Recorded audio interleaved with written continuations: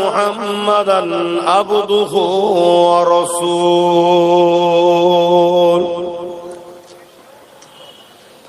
أما بعد فيا أيها الحاضرون رحمكم الله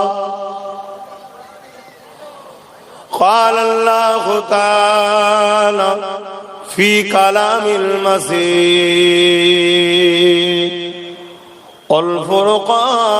والفرقان الحميد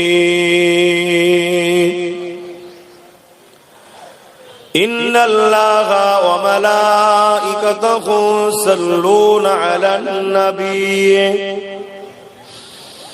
يا أيها الذين آمنوا صلوا عليه وسلموا تسليما اللهم صل على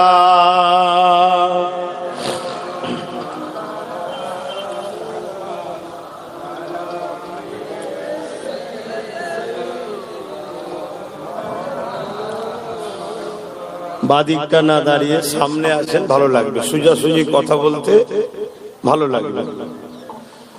আর এমনি নিয়ম, আমার রাসূলের সুন্নাত এটা, কারো সঙ্গে হুজুর যখন কথা বলতেন পুরো ঘুরে যে কথা বলতেন, এটা আমার নবীর আদর্শ।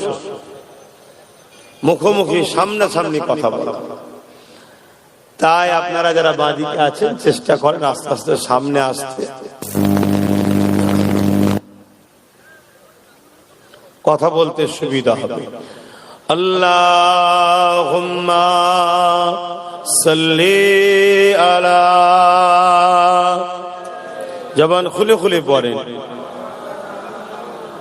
ওয়ালা আলি সাইয়্যিদিনা।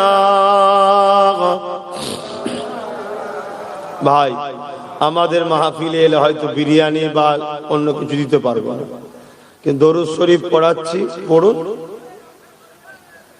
আল্লাহ রসুল বলছেন, মান সাল্লা আলাইহা ওয়াহিদাতান সাল্লাল্লাহু আলাইহি আসরা, যে ব্যক্তি আমি রসুল আমার উপরে দরুদ পড়বে একবার, আল্লাহ পাক খুশি হয়ে তার উপরে 10 বার রহমত বর্ষণ করে। জোরে বলুন সুবহানাল্লাহ। দুনিয়াদারি করতে গিয়ে আখিরাত তো ভুলে গেলে হবে না, আমাদের তো কবরে যেতে হবে নাকি? কি বলছেন, যেতে হবে তো নাকি? এটা কতটা সত্য কথা বলুন তো। আমরা সবাই জানি মরবো, আমরা সবাই জানি কবরে যাব, তারপরও দুনিয়াদারিতে ঘর বাড়ি জমি জায়গা আমরা করছি, করুন, ইসলামের নিষেধ নাই, কিন্তু আখিরাতকে ভুলে গেলে তো হবে না। আখিরাতের কথা তো আমাদের মনে রাখতে হবে যে আমাদের একটা জায়গা আছে যেখানে আমাদেরকে যেতে হবে, সেখানে কেউ যাবে না।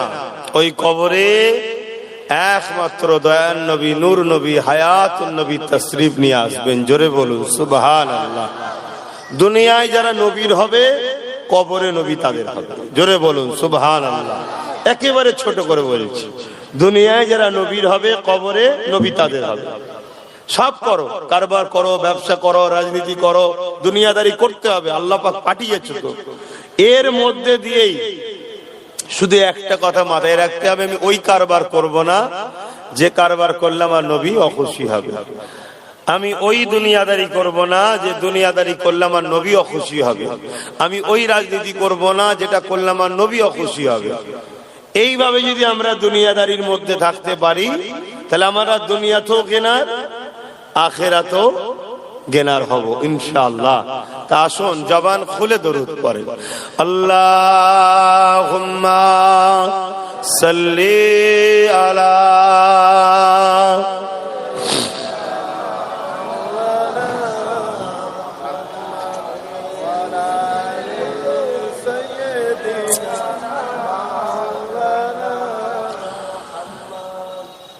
सदाग़े महशर में लब्बाई लब्बाई जहां उम्मतों ने पुकारा मुहम्मद, हमें जानो दिल से प्यारा मुहम्मद, मुहम्मद के गमों है हमारा मुहम्मद। अल्लाहुम्मा सल्ली अला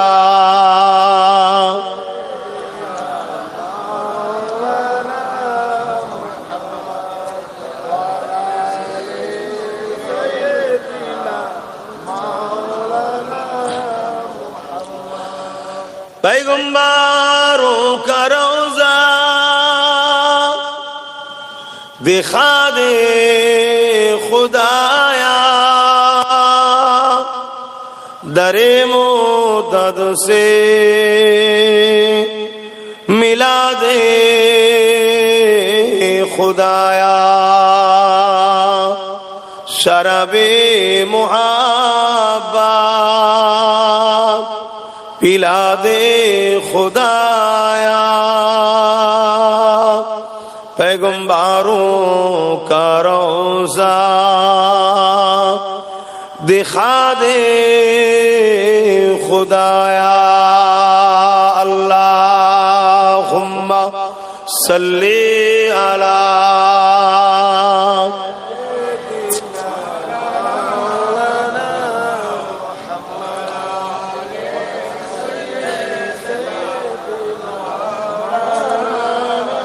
कलमे ला इलाहा इल्लल्लाह, ला इलाहा इल्लल्लाह मुहम्मदुर रसूलुल्लाह, ला इलाहा इल्लल्लाह, ला इलाहा इल्लल्लाह मुहम्मदुर रसूलुल्लाह। हस्बी रब्बी जल्लल्लाह मा फी क़ल्बी खैरुल्लाह, नूर मुहम्मद सल्लल्लाह हक़ ला इलाहा इल्लल्लाह, ला इलाहा जुरे जुरे ला इलाहा इल्लल्लाह, ला इलाहा इल्लल्लाह मुहम्मदुर रसूलुल्लाह। अल्लाहुम्मा सल्ली अला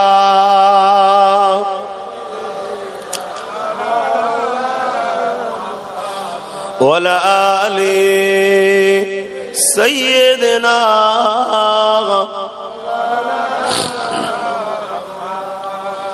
আলহামদুলিল্লাহ, সকলে বলেন আলহামদুলিল্লাহ।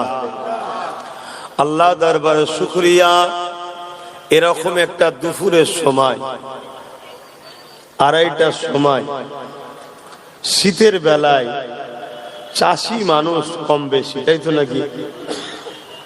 এতগুলো মানুষ পাওয়া এটা বড় আল্লাহর খাস দয়া ছাড়া আর কি হতে পারে। এক তো শীতের সময়, আবার চাষি এলাকার মানুষ, এখন সব চাষবাসের সময় চারিদিকে। আমাদের ওই যে কি নাম যেন ফোন করছিল, আমার সংগঠনের অনেক নতুন ছেলে, এখন তো নওশাদের হয়ে গেছে, আমার আর নেই, তবে ভালোবাসে আমাকে, রাইনু রাইনু রাইনু। ও বলছিল এখন শীতের সময় কি হবে, আমি কি হবে, আবার যা হবার তাই হবে। তো যাই হোক, সত্যি এটা আল্লাহর খাস রহমত যে আমাদেরকে আল্লাহ এখনো ভালোবাসে, বলুন সুবহানাল্লাহ। তার নমুনা হলো এটা যে আল্লাহ আমাদেরকে জান্নাতে এখনো বসতে দিচ্ছে। আল্লাহ পাক কাছে কোটি কোটি শুকরিয়া।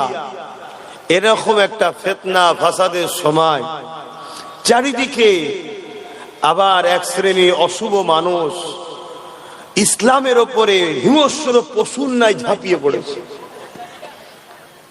কে ফিল্মের মাধ্যমে ইসলামকে অপমান করছে, কেউ মিডিয়ার মাধ্যমে। একদল তো মিডিয়া আছে, তাদের পেট চলছে ইসলামের ওসিলায়, দিন রাত দোকান খুলে বসে আছে ইসলাম ইসলাম ইসলাম ইসলাম নিয়ে। আবার কেউ ওয়াকফকে মিটাচ্ছে, কেউ মসজিদ, কেউ মাদ্রাসা, এইভাবে চতুর্দিকে সবার লক্ষ্য ইসলামকে টার্গেট। এর মধ্যে দিয়েও এরকম দুপুর বেলায় এতগুলো মানুষের যে অন্তরে আজও ইসলামের উপরে টান, মহব্বত, ভালোবাসা, দেরি হলো, ইনশাআল্লাহ বিজয় আমাদেরই হবে। বলুন ইনশাআল্লাহ। ইতিহাস এটাই বলছে। দেখুন, বর্তমান সময়ের ডিমান্ডের ওপরে গুটি কথা আলোচনা করছি, যেটা বাস্তব ঘটছে। আজ আল্লাহ দরবারে শুকরিয়া আদায় করি, আল্লাহ আমাদেরকে ইসলাম ধর্মের অনুসারী করেছেন। বলুন আলহামদুলিল্লাহ। আমরা এই পৃথিবীতে হাজারো ধর্ম আছে, আমার দেশ, আমার বাংলাতেও হাজারো ধর্ম আছে। আমরা কোন ধর্মের পক্ষে বিপক্ষে কথা বলাকে পছন্দ করি না, কেন ইসলাম ইজাজত দেয়নি। কিন্তু বড় দুঃখের বিষয়, এক শ্রেণীর মানুষ বার বার বার বার আমার ইসলামকে টার্গেট করে, কখনো আমার নবীর কার্টুন তৈরি করে। জানি এরা যে কার্টুন করছে ওটা আমার নবীর নয়, কেন আমার নবীর কোন ছবি, ফটো, মূর্তি, ভাষ্যকর নাই। এ কপাল ফাটার আমার নবীকে দেখেনি। তারপরও কিন্তু একটা কার্টুন তৈরি করে সেটাকে আমার রাসূলুল্লাহর নাম দিয়ে সমাজের কাছে অপমান করার চেষ্টা পৃথিবী জুড়ে একদল মানুষ করে আসছে। আবার কখনো ফিল্মের মাধ্যমে ইসলামকে নিয়ে মিথ্যাচার করছে। আবার কখনো বইয়ের পুস্তকে, যেমন আমার বাংলাতে একবার বাহির হয়েছিল, আপনারা জানেন কি জানি না, বিগত সরকারের সময় সেটাকে লাস্টে তারা ব্যান করতে বাধ্য হয়েছিল উম্মতে মুহাম্মাদির আন্দোলনের চাপে। আপনাদের খেয়াল আছে কি জানি না, আমার রাসূলুল্লাহর একটা ছবিকে বলছে এটা মুহাম্মদ সাল্লাল্লাহু আলাইহি ওয়াসাল্লাম। বলুন নাউজুবিল্লাহ। কেন আমার নবীর কোনো ছবি, ফটো, ভিডিও, মূর্তি নাই। কেন আমার নবীকে ছবি যে তুলতে গেলে যে রোশনি দরকার, আমার রসুল হলেন মাথার তালু থেকে পায়ের তালু, পুরোটা হলো নূর, অলা নূর। আমার নবীর ওপরে কোনো নূরের তাকত নাই যে নবীর ফটো তুলতে পারে। জোরে বলুন সুবহানাল্লাহ। হাই নূর। তো সেই জায়গাতে কিন্তু তারা চেষ্টা চালাচ্ছে, এদের লক্ষ্য একটাই, ইসলামকে মিটিয়ে দাও। কেন? ইসলাম ইনসাফের কথা বলে, ইসলাম মানবতার কথা বলে, ইসলাম প্রেমের কথা বলে, ইসলাম ঐক্যের কথা বলে, ইসলাম সাম্যের কথা বলে, ইসলাম ভ্রাতৃত্বের কথা বলে, ইসলাম সম্প্রীতির কথা বলে, ইসলাম ক্ষুধার্ত মানুষকে খানা খাওয়াবার কথা বলে, ইসলাম বস্ত্রহীনকে বস্ত্র দিবার কথা বলে, ইসলাম অন্নহীনকে অন্ন দিবার কথা বলে। হাত্তাকে ইসলাম যুগে যুগে জালিম অত্যাচারীদের বিরুদ্ধে লড়াই করেছে। এই জালিম অত্যাচারীদের বিরুদ্ধে লড়াই করার নাম হলো ইসলাম। এই লড়াইয়ে শহীদ হলে গাজী, শহীদ হলে, এই লড়াইয়ে ইন্তেকাল করলে শহীদ, আর বিজয় হলে, বেঁচে থাকলে গাজী। জোরে বলুন সুবহানাল্লাহ। আমাদের কোনোটাতে লস নাই, আমাদের দুদিকেই লাভ। আমরা যদি ইসলামের পক্ষে, অর্থাৎ গরিবের পক্ষে, আবার বুঝবেন, আমরা অনেকে মনে করি ইসলাম মানে দাড়ি টুপি নামা রোজা, এটা শুধু না, গরিবের পক্ষে লড়াই করাটাও ইসলাম। শুনছেন আমার কথা? হ্যাঁ। আমার নবীর মিশনটা কি ছিল? আমার নবীর মিশন ছিল এই জমিনের ওপরে তাওহীদের প্রচার, আর মহান স্রষ্টা সৃষ্টির ওপরে যারা জুলুম করছে তাদের হাত থেকে মনুষ্য জাতিকে মুক্ত করে, আজাদ করে এই পৃথিবীর ওপরে শান্তি সাম্য প্রতিষ্ঠিত করা। জোরে বলুন সুবহানাল্লাহ। তাই পৃথিবীতে আজকের দিনও যারা এই মানুষকে কৃতদাস দাসী বানাতে চায়, মানুষকে গোলাম বানাতে চায়, গরিবদেরকে লুটতে চায়, মানুষের অধিকার হরণ করতে চায়, মানুষকে তাকে আজাদ না রেখে দাসত্বের শিকলে আবদ্ধ করতে চায়, তারা কখনো ইসলামকে মেনে নিতে পারছে? জোরে বলুন, পারছে না। মনে রাখবেন, আমার নবী কোন ধর্মের লোকের উপরে জুলুম, জোরে বলুন, জোরে বলুন, কোন ধর্মের উপরে, টোটাল নবীর লাইফে একটা দেখাতে পারলে নিজের জানকে বাজি রাখছি, একটা কেউ দেখাতে পারবে না। আমার নবী যতগুলো লড়াই করেছে, প্রত্যেকটা লড়াই ছিল অসহায়, দুঃখী, মজলুম, নর নারীর পক্ষে দাঁড়িয়ে জালিমদের বিরুদ্ধে আমার নবী লড়েছে। জোরে বলুন সুবহানাল্লাহ। জালিমদের বিরুদ্ধে লড়াই করা, এটা আমার নবীর সুন্নাত, এটা আমার নবীর সুন্নাত। শুধু আমার নবীর নয়, যত নবী এসছে সকল নবীদের সুন্নাত হলো জালিমের বিরুদ্ধে লড়াই করা। জোরে বলুন সুবহানাল্লাহ। তাই আমার রাসূলের টোটাল 63 বছরের জিন্দেগি, সেই জিন্দেগি যদি আমরা দেখি, আমার নবী গায়ের ইসলাম, অমুসলিম, মূর্তি পূজারী, আগুন পূজারী, খ্রিস্টান, ইহুদি, তাদের ধর্মেরও গরিব অসহায় মানুষের পাশে দাঁড়িয়ে আমার নবী পাক লড়াই করেছে। জোরে বলুন সুবহানাল্লাহ। আমার নবী ইনসাফের কথা বলেছে, মানুষকে আজাদ দাও, মানুষ কখনো কারো গোলাম হবে না, কিন্তু দাস দাসী হবে না। মানুষের উপরে আতঙ্ক নয়, আতঙ্কবাদের বিরুদ্ধে রাসূল লড়াই করেছে। কিন্তু দুঃখের বিষয়, কলম আজকে জালিমদের হাতে চলে গেছে, মিডিয়া জালিমদের হাতে। কোথাও তারা কন্ট্রোল করছে এক শ্রেণী মিডিয়াকে, সবাই নয়। আজকে পাওয়ার তাদের হাতে চলে গেছে, তারা আজকে জোর করে ইসলামের নামে মিথ্যাচার করছে। তারা ক্ষমতার জোরে ইসলামের ঐতিহ্য, মসজিদ, মাদ্রাসা, কবরস্থানগুলোকে মিটিয়ে দিতে চাইছে, যাতে ইসলামের কোনো নিশানা না থাকে। কেউ গরিবের পক্ষে কথা বলবে, তাকে রোকো। কেউ ইসলামের বিরুদ্ধে কথা বলবে, তাকে পজিশন তৈরি করে দাও। এই চলছে আজকে বর্তমান সমাজ ব্যবস্থা। এর জন্য দোষী কিন্তু আমরা নিজেরাই। কেন? আমরা আমাদের ডিউটিটা ভুলে গেছি। আল্লাহ আমাদেরকে দুটো ডিউটি দিয়েছে, কুনতুম খায়রা উম্মাতিন উখরিজাত লিন-নাসি তা'মুরুনা বিল মা'রুফ ওয়া তানহাউনা আনিল মুনকার। আল্লাহ আমাদেরকে শ্রেষ্ঠ উম্মত করেছে, বলুন সুবহানাল্লাহ। মুসা নবী, ইব্রাহিম নবী, দাউদ নবী, সুলাইমান নবী, জাকারিয়া নবী, যত নবী এসেছে সব নবী হক, সব নবীর ইমানদার উম্মতরা জান্নাতি। সব নবীর উম্মতদের থেকে আল্লাহ উম্মতে মুহাম্মাদি আমাদেরকে শ্রেষ্ঠ করেছে। জোরে বলুন সুবহানাল্লাহ। কারণ কি? আমাদের দুটো কাজ, যে কাজ বাকি নবীরাও করেছে। কি কাজ? অন্যায় করো না, অন্যায়কে মিটাও, ন্যায় করো, ন্যায়কে প্রতিষ্ঠিত করো। জোরে বলুন সুবহানাল্লাহ।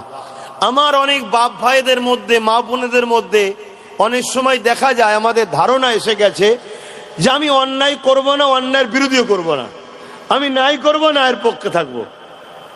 এটা আমাদের একটা কালচার এসে গেছে। না, হযরতে নবী লূত আলাইহিস সালামকে আল্লাহ বলেছেন, নবী লূত, আমি আল্লাহ তোমার উম্মতের মধ্যে ৮০,০০০ লোককে মারবো। একটু সারা দেবেন, কত হাজার? ৮০,০০০। তার মধ্যে থেকে ৪০,০০০ ভালো, ৪০,০০০ খারাপ। হযরতে নবী লূত আলাইহিস সালাম জানতে চাইছেন, আল্লাহ ভালো লোকগুলোকে কেন মারবেন? খারাপ লোকগুলো পাপ করেছে, অন্যায় করেছে, মার খাওয়াটা স্বাভাবিক। খারাপ লোকগুলোকে মারেন, ভালো লোকগুলোকে কেন মারবেন? আল্লাহ পাক বলছেন, নবী লূত, ভালো লোকগুলো খারাপ লোকের বিরোধী করে না কেন? ভালো লোকগুলো খারাপ লোক যে অন্যায় করছে তার বিরোধী করে না কেন? তাকে অন্যায় থেকে রোখে না কেন? তাই আমি আল্লাহ এদেরকেও মারবো। কিছু বুঝতে পারলেন? তাহলে শুধু ভালো কাজ করার নাম ইসলাম নয়। ভালো কাজ করতে যেমন হবে, অন্যায়কে বন্ধ ও মিটাতে হবে, এর নামও ইসলাম। জোরে বলুন সুবহানাল্লাহ।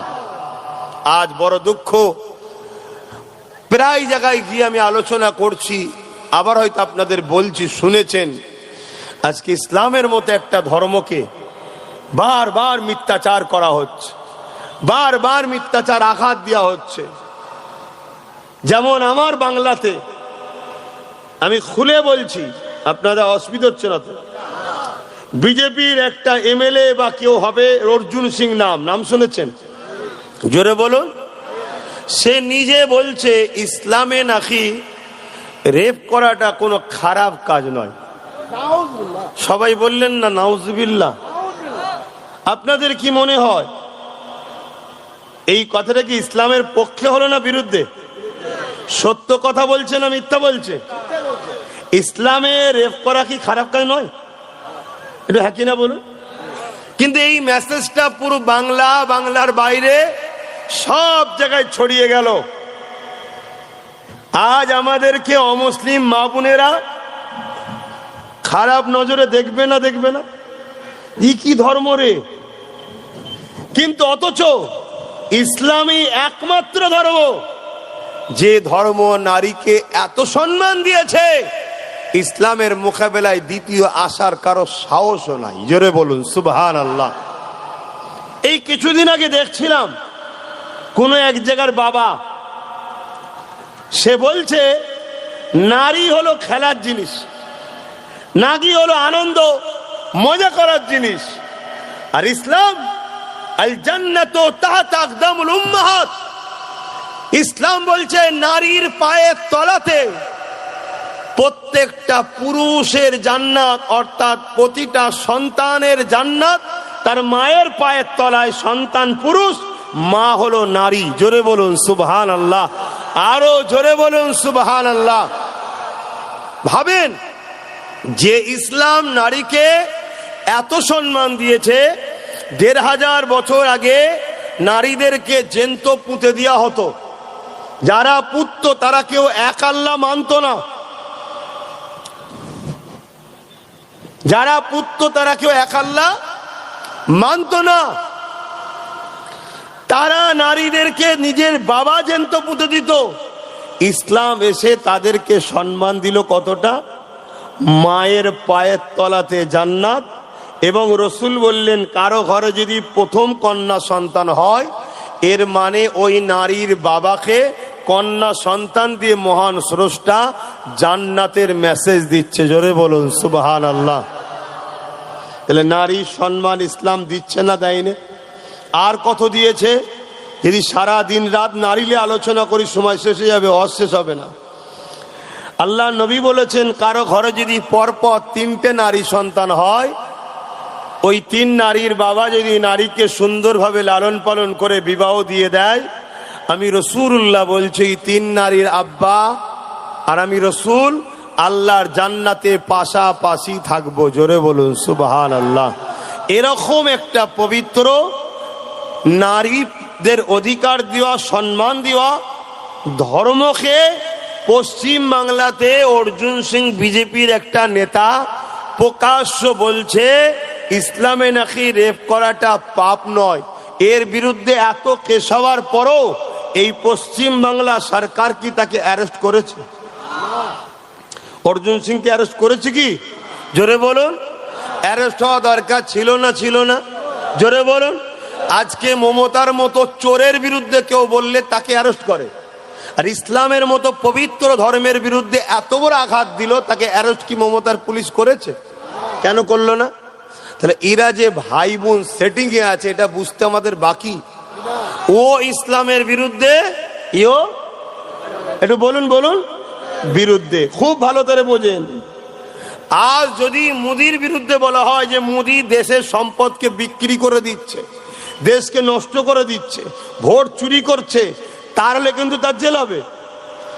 আর যে ইসলাম পৃথিবীতে মানুষের কাছে ইনসাফের কথা, ইনসানিয়াতের কথা, প্রেমের কথা, ভ্রাতৃত্বের কথা, ভালোবাসার কথা, আজকে আমেরিকার মতো দেশ যারা নিজেদের ইজ্জত আবরু অধিকারকে বাঁচাবার জন্যে পুরো ইউরোপ মহাদেশ ইসলামের মধ্যে এন্ট্রি হচ্ছে, আগামী 40-এর মধ্যে তাদের মিডিয়া, তাদের কলম, তারা বলছে ইসলাম হবে সংখ্যাগুরু ইউরোপ মহাদেশে। জোরে বলুন সুবহানাল্লাহ। সেই ইসলামের বিরুদ্ধে পশ্চিম বাংলার বুকে যেখানে সংখ্যা লঘু হতে পারে, কিন্তু মুসলমানই নির্ভর করে মানুষের ক্ষমতার দখলে, ঠিক না বেঠিক? সেই রকম একটা জায়গায় মুসলমানদের পবিত্র ধর্ম ইসলামের উপরে আঘাত দিল, এত মামলা হলো, তাকে কি আজকে পর্যন্ত বন্দী করা হয়েছে? অথচ বলছে আমরা নাকি বিজেপির বিরুদ্ধে। শুনছেন? আর আমাদের সমাজে কিছু মুসলমান নেতা আছে নামধারী, অ্যাকচুয়ালি যেগুলোকে আপনারা মুসলমান মনে করেন তাই মুসলমান বলতে হচ্ছে, এরা তো হাকিকাতে মুসলমান নয়। কোরআন সুন্নাহ অনুযায়ী এদেরকে মুনাফিক বলা হয়। এদেরকে কি বলা হয়? মুনাফিক। এরাও একটা নিরীহ কোনো মুসলমানের ঘরের ছেলে বা মুসলমানের ঘরের মেয়ে যদি কারো বিষয়ে কিছু বলে, ছোটখাটো কোনো, হয়তো সে নিজে সেই কাজেরই জড়িত, তার বিরুদ্ধে কিন্তু মামলা করছে মুসলমান নেতাগুলো। করছে না? করেনি? করে দিয়ে তাকে জেলে ভরছে। কিন্তু এই মুসলমান নেতাগুলো অর্জুন সিং এর বিরুদ্ধে কিছু করছে? তাহলে আপনাকে এই কথাটা বলার উদ্দেশ্য এটাই যে আমার ইসলামকে শুধু আমেরিকা বিরোধী করছে না, জাপান রাশিয়া বিরোধী করছে না, আমার দেশের কেন্দ্র সরকার বিরোধী করছে না, আমরা যাকে সাপোর্ট করে আসছি সেই রাজ্য সরকারও আমার ইসলামের পক্ষে না বিরুদ্ধে? আওয়াজ দিয়ে বলবেন। এই রকম একটা সময় তো আল্লাহ যে আমাদেরকে দুপুর বেলা ইসলামিক একটা মাহফিল করিয়ে নিচ্ছে এবং বসার তৌফিক দিয়েছে, একবার শুকরিয়া আদায় করে বলা দরকার আলহামদুলিল্লাহ। আরো জোরে বলুন আলহামদুলিল্লাহ। এখনো সজাগ হন, এখনো সংগঠিত হন, এখনো ঐক্যবদ্ধ হন। আগামী দিন আসছে এভাবে কোরআনের মাহফিলও আপনারা করতে পারবেন না। আগামী দিন আসছে মাইকে মসজিদে আজান দিতে পারবেন না। আগামী দিন আসছে আপনার মসজিদটাও থাকবে না। আমি 8 বছর ধরে ওয়াকফ আন্দোলন করছি না করিনি? আপনার এই ভাঙড়ের মানুষ সাক্ষী দেন। 8 বছর ধরে ওয়াকফ বাঁচাও বলে চিল্লাচ্ছি না চিল্লাইনি? কিন্তু অনেক মানুষ আমার বিরোধী করেছিল। আজকে সেই ওয়াকফের কি খবর বলো? বড় দুঃখের সাথে বলছি, আজ আমরা সহজ ইসলাম পেয়েছি, ইসলামের গুরুত্ব আমাদের কাছে বড় কমে গেছে। এ নওজওয়ানেরা, আমার নবী পাকের প্রেমিকেরা, আমার আব্বা জানেরা, মায়েরা, বোনেরা, ইসলামের জন্য আমার রাসূল সাহাবারা কতটা কষ্ট করেছে সেই ইতিহাস আমরা ভুলে গেছি। এই ভাঙরের জমিনে কোচপুকুরেতে এত সহজে ইসলাম আসেনি গো। এই যে হাজার হাজার মানুষ আজকে আল্লাহকে চিনেছে, হাজার হাজার মানুষ নিজের স্রষ্টাকে সিজদা করে, হাজার হাজার মানুষ আল্লাহকে সুখে দুঃখে ডাকে, এই ইসলাম এত সহজে আসেনি গো। এর জন্য হাজারো মাকে সন্তানারা হতে হয়েছে, হাজারো বোনেদের ঘরে বিধবা হতে হয়েছে। সবচেয়ে বড় বিষয় যে না খেনা বানালে আল্লাহ পাক কোনো কিছু বানাতেন না, সেই নবী পাক সাল্লাল্লাহু আলাইহি ওয়াসাল্লাম তিনি ইসলামের জন্য কতটা কষ্ট করেছে। আমাদের কি নবীর উপরে দয়া আছে তো নাকি? মায়া আছে তো নাকি? ভালোবাসা আছে তো নাকি? তাহলে একটু ভাবা দরকার তো, যে আমরা কারবার নিয়ে, জমি নিয়ে, জায়গা নিয়ে, দুনিয়ার কাফের বেঈমান মুশরিক চোর বেঈমান গাদ্দার নেতাদের নিয়ে ভাবতে ভাবতে আমাদের শেষ সময়, আমার নবীলে কখন ভাববো? একবার ভাবা দরকার আছে না? না, আমার এই আলোচনায় অসুবিধা হচ্ছে না তো? মাইকের আওয়াজ বুঝতে পারছেন তো? এ নওজওয়ানেরা, আমার আম্মা জানেরা, আমার বোনেরা, আজ আমরা সহজ ইসলাম পেয়েছি গো, তাই ইসলামের উপরে অতটা গুরুত্ব নাই। আল্লাহ নবী, নূর নবী, দয়া নবী ইসলামের জন্য কতটা কষ্ট করেছে। নবী আমার যখন মক্কা জমিনে আগমন করলে আল্লাহ নবী দেখতে লেগেছে মক্কার মানুষগুলো সব পৃথিবীর মানুষেরা, তাদের মধ্যে ইনসাফ বলে কিছু নাই, ইনসানিয়াত বলে কিছু নাই, দয়া ময়া বলে কিছু নাই। নারীগুলোকে বাবারাই জেন্ত জেন্ত পুঁতে দিতে লেগেছে। তারা এক আল্লাহকে ছেড়ে দিয়ে 360টা নকল খোদার উপাসনা শুরু করে দিয়েছে। আল্লাহ নবী এই দৃশ্যখানা দেখে তাদেরকে যখন বুঝাতে লেগেছে, তারা আমার নবী পাকের কথা এমনি এমনি মেনে লাইনে গো, উপরন্তু তারা আমার নবী পাককে কত আঘাত দিয়েছে, কত কষ্ট করেছে।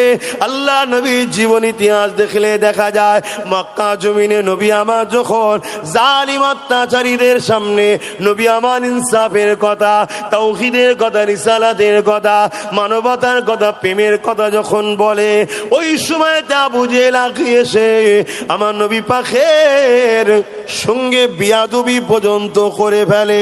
এ যুবকেরা, তরুণেরা, আল্লাহ নবী চোখ ভরা পানিলে কাঁদতে কাঁদতে ঘরে চলে যান। পরের দিন নবী আবার দিনের প্রচারে বেরোলেন, আবার নবী পাকের সঙ্গে বিয়াদবি করলো। এইভাবে রাসূল পাক সাল্লাল্লাহু আলাইহি ওয়াসাল্লামের উপরে নানান দিক দিয়ে জুলুম অত্যাচার করা হয়েছে। এমনও দিন গেছে আল্লাহ নবী যখন সিজদায় পড়েছে, নবী পাকের পিঠের উপরে পচা দুম্বার ভুঁড়িকে পর্যন্ত চাপিয়ে দেওয়া হয়েছে। আমার রাসূলুল্লাহ একদিকে ভারী, অপর দিকে দুর্গন্ধ, এই অবস্থাতে নবী আমার সিজদায় পড়েছিল। রাসূলুল্লাহর কলিজার টুকরি হযরত খাতুনে জান্নাত ফাতেমা তাজ-জাহরা রাদিয়াল্লাহু তাআলা আনহা, তিনি তখন ছোট ছিলেন। আব্বা জানের পিঠ থেকে ওই পচা দুম্বার ভুঁড়ি গুলো নাবিয়ে দিতে লেগেছে। এ যুবকেরা, তরুণেরা, বাপেরা, সেই নবী পাক এত কষ্ট করে দুনিয়া জমিন ইনসাফ প্রতিষ্ঠিত করেছে, দুনিয়া জমিন ইনসানিয়াত প্রতিষ্ঠিত করেছে, দুনিয়া জমিনে দাসত্ব প্রথা বন্ধ করেছে, দুনিয়া জমিনে একত্ববাদ, মহান রব্বুল আলামিনের দাস দাসী আমরা, এই শিক্ষা দিয়েছে। এই দুনিয়া জমিনকে নেশা মুক্ত করেছে, এই দুনিয়া জমিনকে খুন মুক্ত করেছে, এই দুনিয়া জমিনকে রেপ মুক্ত করেছে, এই দুনিয়া জমিনকে জুলুম মুক্ত করেছে। আজ উম্মতে মুহাম্মাদি দাবি করে আমাদের কি দায়িত্ব নয় আমার রাসূলুল্লাহ রেখে যাওয়া দিনের মেসেজকে আগিয়ে নিয়ে যাওয়া? কোনো জায়গায় জুলুম হলে ওই জুলুমের বিরুদ্ধে রুখে দাঁড়ানো, কোনো জায়গায় নারীর ওপরে অত্যাচার হলে নারীর পাশে দাঁড়িয়ে অত্যাচারীদের বিরুদ্ধে রুখে দাঁড়ানো, কোনো জায়গায় যদি নেশাতে মানুষকে আসক্ত করা হয় ওই নেশার বিরুদ্ধে দাঁড়িয়ে এই সমাজকে নেশামুক্ত করার জন্য রুখে দাঁড়ানো দরকার আছে না নাই? আমার ওয়াজবাব একটু আলাদা হয়, কথা বুঝছেন তো? নাই কিন্তু ইসলামের বাইরে হচ্ছে না তো। দিদি বলেন সবই ঠিক আছে, আগেটা কেন বললেন দিদি মুদির কথা? ওটা দিদি মুদির কথা যদি বললে ইসলামের বাইরে হয়, তাহলে ফেরাউনের কথা বলবেন কেন? নমরুদের কথা বলবেন কেন? আবু জেলের কথা বলবেন কেন? এজিদের কথা বলবেন কেন? সেদিন ফেরাউন ছিল, নমরুদ ছিল, আজকে মুদি আছে। সেদিন ছিল এজিদ, ছিল উতবা, ছিল আজকে মমতা। একই ক্যাটাগরির তো নাকি? এরা জালিম হ্যাঁ কি না? আরে কথা বলছে না তো। আল্লাহর কোরআন যদি জালিমদের বিরুদ্ধে লড়াই করার কথা বলে, তাহলে এদের বিরুদ্ধে আমাদের কথা বলতে হবে না? হবে না? আমি আবার বলছি, আমার নবী কোন ধর্মের মানুষের উপরে জুলুম করেনি, কোন ধর্মের মানুষের উপরে কোন জিনিস চাপিয়ে দেয়নি। আমার নবীর আদর্শে, আখলাকে, চরিত্রে দলে দলে মানুষ রসুলকে আখিরি প্রফেট, পয়গম্বর, মেসেঞ্জার হিসাবে মেনে নিয়ে রসুলের দিনে দলে দলে কোটি কোটি মানুষ ঢুকেছে, আজও ঢুকছে। জোরে বলুন সুবহানাল্লাহ। আমার নবী যতবার লড়াই করেছে একটা বিষয়ের জন্য, জালিমের বিরুদ্ধে। এক কথা শুনছেন তো নাকি? আমার আওয়াজ শুনছেন তো? হ্যাঁ, মন দিয়ে শোনেন। কেন ওলামার অভাব নেই, আলেমের অভাব নেই, বক্তা মৌলী সাহেবের অভাব নেই, পীর পীরজাদার অভাব নেই। অভাব হলো দুনিয়াদার বক্তা না আখেরাতওয়ালা বক্তা, এটা দেখতে হবে। আমার নবীর মিশনটা কি? নামাজ আমাদের হুকুম শরিয়াতের, ঠিক তো নাকি? নামাজ পড়তেই হবে। কিন্তু বলুন, আজকে আপনাদের এখানে এসে আমি জোহরের নামাজ পড়লাম, 2:10 মনে হয় ঢুকেছি, 2:30 উঠার কথা, হয়তো 2:35 উঠেছি, 5 মিনিট লেট হয়েছে। তো যাই হোক, এই যে আমি নামাজ পড়লাম, যারা নামাজ পড়েনি তাদের লস কি হলো? তাদের উপকারটা কি হলো আমার নামাজ পড়াতে? বলুন। আমার একটু কথা একটু সাথ দিতে হবে আব্বা, একটু সাথ না দিলে আমি পারবো কি করে? আমি নামাজ পড়েছি, যারা পড়েনে তাদের উপকার হয়েছে? একটু হাঁকি না বলুন, হয় না। আর যারা পড়েনে আমি পড়েছি, এতে আমার কোনো ক্ষতি হয়েছে? তাহলে যে নামাজ পড়বে তার লাভ, যে পড়বে না তার লস। তাহলে এটা ব্যক্তি জীবনের ইসলাম। আর এই সমাজ থেকে যদি মদকে বন্ধ করা যায়, জোরে বলুন, পুরো সমাজের লাভ, পুরো সমাজের লাভ। আল্লাহর কোরআন মদকে ব্যান করেছে, রসুলের দ্বীন মদকে ব্যান করেছে। খুব মন দিয়ে শুনবেন, এই মদের বিরুদ্ধে লড়াই করে মদ মুক্ত পৃথিবী করেছে আমার রসুল। আজ উম্মতে মুহাম্মাদী হিসাবে আমাদেরকেও মদ মুক্ত সমাজ গড়ার দরকার আছে না নাই? জোরে বলুন, আছে না নাই? এটা তো উম্মতের ইমানের দায়িত্ব। মদের বিরুদ্ধে কথা বলো, কিন্তু কথা হচ্ছে মদের বিরুদ্ধে শুধু উলামারা ওয়াজ করলে কি মদ বন্ধ হয়ে যাবে? উলামারা ওয়াজ করে বাবারা মদ বন্ধ করো, মদ বন্ধ করো, আর সরকার মদ বিক্রি করবে। শুনছেন? তাহলে একদিকে যেমন আমরা ওয়াজ করব, উলামারা আমাদেরই দায়িত্ব আমাদের সমাজ থেকে ভালো ভালো ছেলেকে প্রতিষ্ঠিত করে তাদেরকে রাজ ক্ষমতার আগিনায় নিয়ে গিয়ে তাদের দ্বারা পার্লামেন্টে পাঠিয়ে বিল পাস করিয়ে মদ বন্ধ সমাজে করা দরকার আছে না নাই? এর নাম তো ইসলাম। আমার নবী মদিনার পার্লামেন্ট তৈরি করে সেখান থেকে বিল পাস করেছে নবী, সারা বন্ধ চলবে না। কেন? সারা মানুষের মনুষ্যত্বকে হারিয়ে দেয়। শরাবের জন্যই অ্যাক্সিডেন্ট হচ্ছে, শরাবের জন্যই খুন হচ্ছে, শরাবের জন্যই সংসারগুলো ডিভোর্স হচ্ছে, শরাবের জন্যই সমাজ বিরোধী কাজ হচ্ছে। এই সমাজকে মুক্ত, শরাব থেকে সমাজকে মুক্ত করার নাম হলো ইসলাম। জোরে বলুন সুবহানাল্লাহ। এবার এই চেষ্টা আমি করছি, আপনাদেরও করা দরকার আছে না? যদি এই চেষ্টা করেন, মনে রাখবেন খায়রুল উম্মাহর পরিচয় দিচ্ছেন। আপনি যে শ্রেষ্ঠ উম্মত তার পরিচয় দিলেন। 100টা কাজ আছে, আপনি চেষ্টা করছেন, একটাও হয়নি। আপনার চেষ্টাতে একটাও হয়নি, ওটা আপনার জানার বিষয় না। আপনার বিষয় হলো চেষ্টা করা। ফাইসাল্লা আল্লাহর পক্ষ থেকে হয়। আপনি চেষ্টা করেছেন, ভালো নিয়ত করেছেন, এই নিয়তের জন্যই আল্লাহ আপনাকে নেকি দেয়। জোরে বলুন সুবহানাল্লাহ। এখানে উলামা ভাইয়েরা বসে রয়েছে, জিজ্ঞেস করুন, ভালো নিয়ত করার সাথে সাথে আল্লাহ আপনাকে নেকি দেয়। কিন্তু আজ দুঃখের বিষয়, আজ বড় কষ্টের বিষয়, আমরা মা বোন বাপ ভাই মুসলিম সমাজ, আমরা কোন জায়গায় ফ্রিতে কিছু পেলে সেখানে হাত পেতে দিই। আমরা একবারও ভাবি না এটা মদ বিক্রির পয়সা নয় তো? যে রসুল আমাদেরকে শিখালো মদকে বন্ধ করো, বন্ধ করা ছেড়ে দিয়ে সেই মদের পক্ষে আমরা লড়াই করছি না করিনি? কত দুঃখের বিষয়। এগুলো আমাদেরকে বুঝতে হবে। মদ বন্ধ হলে সমাজ পরিবর্তন হবে। দ্বিতীয় নম্বর কথা, ইসলাম 1 মাস রোজা ফরজ করেছে তো নাকি? আমরা যারা রোজা রাখি আমাদের লাভ আছে, যারা রোজা রাখেনে তাদের লাভ আছে। আর কেউ যদি রোজা না রাখে, আমরা যদি রাখি, আমাদের কোনো ক্ষতি আছে? ও রাখে না, ওর ক্ষতি। আমি রেখেছি, আমার লাভ। কি লাভ? যেমন মোবাইল সারাক্ষণ চলাতে, ইউজ করাতে নানা রকম ভাইরাস ব্যাকটেরিয়া ঢোকে, তাই মোবাইলের শোরুমে নিয়ে গিয়ে অ্যান্টিভাইরাস মারতে হয়। মোবাইল আবার ফ্রি হয়ে নতুন হয়ে যায়।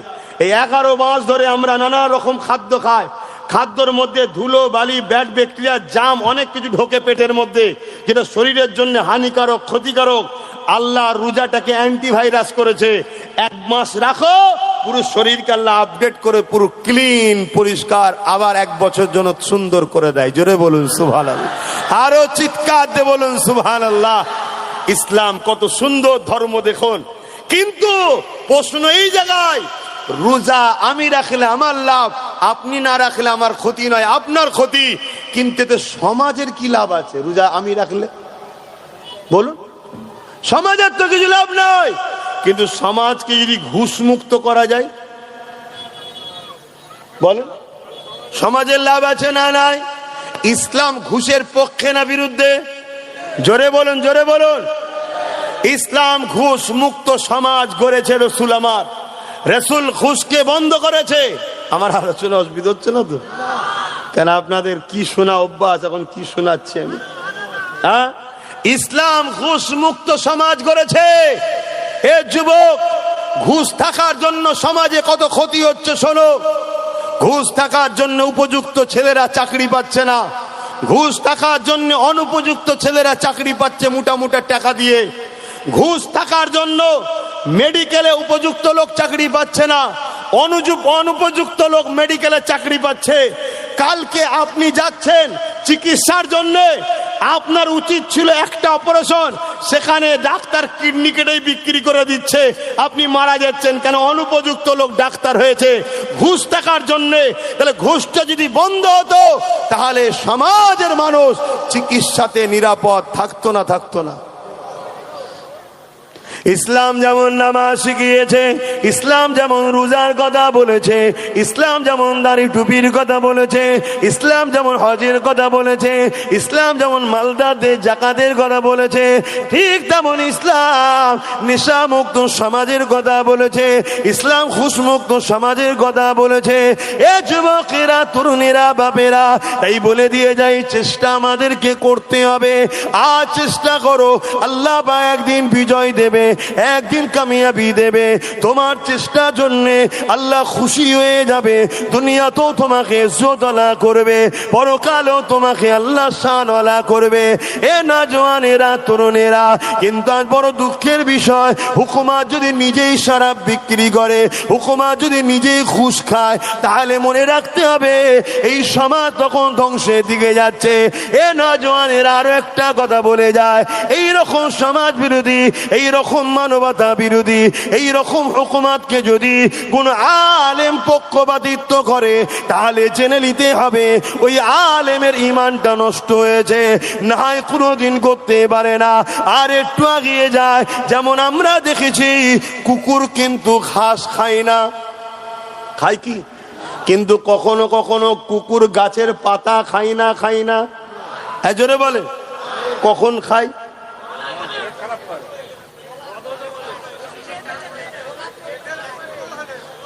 অনেকে বলছে ঘুষ হারাম, বেশি খেয়ে ফেললে। কথা ঠিকই, যখন পেট খারাপ হয়, এক কথায় পেট খারাপ, বদ হজম, ওভারলোড, তখন কিন্তু কুকুর গাছের পাতা খায়, তাই তো নাকি? তো কুকুর গাছের পাতা যখন খাবে, বুঝে নিতে হবে এর পেট খারাপ। মুসলমান যখন ঘুষ খাবে, সুদ খাবে, মদ খাবে, এবং ঘুষখোর, মদখোর, জালিম, অত্যাচারী শাসককে সাপোর্ট করবে, তখন মনে নিতে হবে এ মুসলমান ঠিক কুকুরের মতো পেট খারাপ হয় না, এর ঈমানটা খারাপ হয়েছে। নয় কোন মোস্তফা জানে রহমতের গোলাম ইতিহাসে টোটাল 1500 বছরের জীবনীতে দেখাতে পারবেন না কোন হাক্কানি আলেম জালিম শাসকের সাথ দিয়েছে, কোন হাক্কানি মুসলমান জালিম শাসকের সাথ দিয়েছে দেখাতে, জোরে বলুন, পারবেন না। হ্যাঁ, যদিও কেউ ভুল করে ফেলে, তার কানে যখনই উলামারা আওয়াজ তুলেছে, বাবারা অন্যায়ের সাথ দিলে ইসলাম থেকে বেরিয়ে যেতে হয়, শুনছেন? অন্যায়ের, জালিমের সাথ দিলে কি হয়? ইসলাম থেকে বেরিয়ে যেতে হয়। আপনারা জানেন তো নাকি এটা? একটু হ্যাঁ কি না বলবেন না, আমি একটু খুলে বলবো, অসুবিধা হচ্ছে না তো? কেন অনেকের অসুবিধা হচ্ছে, অনেকের অসুবিধা হয়েছে, দেখছি তো। আরে গাধা, জালিম, আব্বাস সিদ্দিকীর মুখ কথা আমার নয়, পীর সাহেবের ছেলে এসে বলে গেছে, পীর সাহেবের ছেলে এসে বলে গেছে কেন্দ্রে সরকারকে ভোট দিলে ঈমান থাকবে না, ইসলাম থেকে বেরিয়ে যাবে। রাজ্য সরকারকে ভোট দিলে ঈমান থাকবে না, ইসলাম থেকে বলে বেরিয়ে যাবে। অতএব আমিও বলছি, আরে তোর কথা আলাদা, আব্বাস সিদ্দিকী যে কথা বলেছে, ক্ষমতা তো তোদের দুজনেরই হাতে আছে। যত উলামা তোদের পক্ষে আছে সব কটাকে ব্রিগেডে ডাক, আমি যেতে রাজি আছি, বাহাস ওখানে হবে, ঠিক না বে ঠিক? আমি চ্যালেঞ্জ করে প্রমাণ করে দেবো, মুসলিম শরীফের হাদিস, মেশকা শরীফের হাদিস। আজকে একটু বলবো আপনাদের সামনে, হাত তুলে বলেন বলবো, শুনতে চাইছেন তো নাকি? এতে অনেকের কষ্ট হয়েছে, এখন খুব চলছে, বিশেষ করে আপনাদের ভাঙড় এলাকা, এই আশেপাশের এলাকায় বড় বড় হল ভাড়া করেছে, করে প্রজেক্টরে দেখাচ্ছে, দেখো আব্বাস সিদ্দিকী আমাদেরকে ভোট দিলে ঈমান চলে যাবে বলেছে। কথা বুঝে আসছে না? না, তুই তো নিজের পাতা ফাঁদে নিজেই পা দিলি রে। ওর মধ্যে হয়তো 50টার মধ্যে 10টা এমন লোক ছিল তোদের দল করে ঠিকই, কিন্তু ভেতরে তার ঈমান ছিল, সে কিন্তু লড়ে উঠেছে। আব্বাস সিদ্দিকী যখন বলেছে আব্বাসের কথা যদি নাও মানি, কমসে কম একটু ভেরিফাই করি। শুনছেন তো, ভেরিফাই করতে গেলে হাদিস ধরে বলছি তো, তাহলে তার কাছে তো মেসেজটা যাবে যে না, আব্বাস যেটা বলেছে ওর বাপের কথা বলে না, ওটা আমেনার লালের কথা বলেছে। জোরে বলুন সুবহানাল্লাহ। কথা বুঝে আসছে? কেন আমরা মুসলমান গরিব, আমরা মুসলমান লুবি নয়, আমরা মুসলমান ক্ষমতার দিকে যেতে চাইনি, তাই বারবার যারা এসেছে তাদের পিছনে ঘুরেছি, আর বারবার আমাদেরকে ঠকিয়েছো তোমরা। তা বলে এটা নয় তোমরা আমাদের দ্বারা অনেক অন্যায় অনেক বদমাইশি করিয়েছো, তা বলে এটা নয় যে তোমরা আমাদের ঈমানকে লুটে নেবে আর আমরা চুপ থাকবো। অত সহজ কিন্তু মুসলমানদের কাছ থেকে ঈমান বার করা নয়, ঠিক না বে ঠিক? হ্যাঁ, তো শোনো মন দিয়ে, আল্লাহ নবীর মুসলিম শরীফের হাদিস। এই আলো ফালো সরা, ডিস্টার্ব করিনি বাবা। এই দুপুরের সময় সব ঘুমানো লোক, একটু মাঠ থেকে খেটে এসে খেয়ে দে। কি ঘুমান তো নাকি অন্যদিন? তাহলে এদেরকে ধরে বসিয়ে রাখা চারটিখানি ব্যাপার নাকি? আমি ভেতরে ভেতরে আল্লাহ আল্লাহ করতে হয়। আরে কাউকে পয়সা দিয়ে আনা নয়, কাউকে ভয় দেখিয়ে আনা নয়। এ না গেলে তোর ঘর ভেঙে দেবো, না গেলে তোর কাজটা আটকে দেবো, এক কিস্তি ঢুকেছে বাকিটা ঢুকবে না, কি এরকম করে আনা নাকি? না, তাহলে এর পরেও বাপ ডিস্টার্ব করিসনি। এটা আল্লাহর খাস দয়া, যেগুলো আল্লাহর নবীর গোলাম এলে গুলো আসে, এটা আল্লাহর খাস দয়া। আর এজন্য নবীর দুশ্মনদের বুক ফেটে যায়, অনেকের কষ্ট হয়। কথা বুঝে আসছে? নানা রকম কথা বলে, আমার আজকে কাটিং করে, এডিট করে, এআই করে, যাতে করে আপনারা আমাকে খারাপ ভাবেন, আর তারা আপনাদের ঘরে ইসলাম থেকে বার করতে চায়। তারও নমুনা দিয়ে যাব, শুনছেন? আল্লাহ নবী বললেন, যতক্ষণ উম্মত তোমার অন্তরে ঈমান থাকবে, ততক্ষণ পৃথিবীর কোন শক্তি উম্মতকে মিটাতে পারবে না। জোরে বলুন সুবহানাল্লাহ। তাই এই উম্মতের অন্তর থেকে ঈমানকে মিটাবার হাজারো ষড়যন্ত্র চলছে। তাই বলে দিয়ে যায়, অ্যাকচুয়ালি কথা হলো এটাই। আল্লাহ রসুল বললেন, মুসলিম শরীফের হাদিস, অন্যায় দেখলে হাত দিয়ে রোখো। অন্যায় দেখলে বলেন, একটু আওয়াজ দেন, হাত দিয়ে রোখো। যদি হাত দিয়ে রুখতে না পারো, মুখ দিয়ে প্রতিবাদ করো। যদি মুখ দিয়ে প্রতিবাদ করতে না পারো, অন্তর থেকে ঘৃণা করে দূরে সরে যাও। এই অন্তর থেকে ঘৃণা করে দূরে সরে যাও বলেই রসুল বলছেন, অন্তর থেকে ঘৃণা করে দূরে সরে যাওয়া, এই নমুনাটা হলো খুবই দুর্বল ঈমান। কিন্তু ঈমান আছে, ঈমান আছে কিন্তু দুর্বল। কারণ আমাদের সমাজে সবার ক্ষমতা নেই হাত দিয়ে রুকা, সবার ক্ষমতা নেই মুখ দিয়ে প্রতিবাদ করা। কমসে কম রসুল বলছে এই নমুনাটা যেন থাকে। জালিম অন্যায় দেখলে অন্তর থেকে ঘৃণা করে দূরে সরে যাও। যদি এর মধ্যে কোনোটা না থাকে, তাহলে তার মধ্যে ঈমান, জোরে বলুন, নাই। এটা গেল মুসলিম শরীফের হাদিস।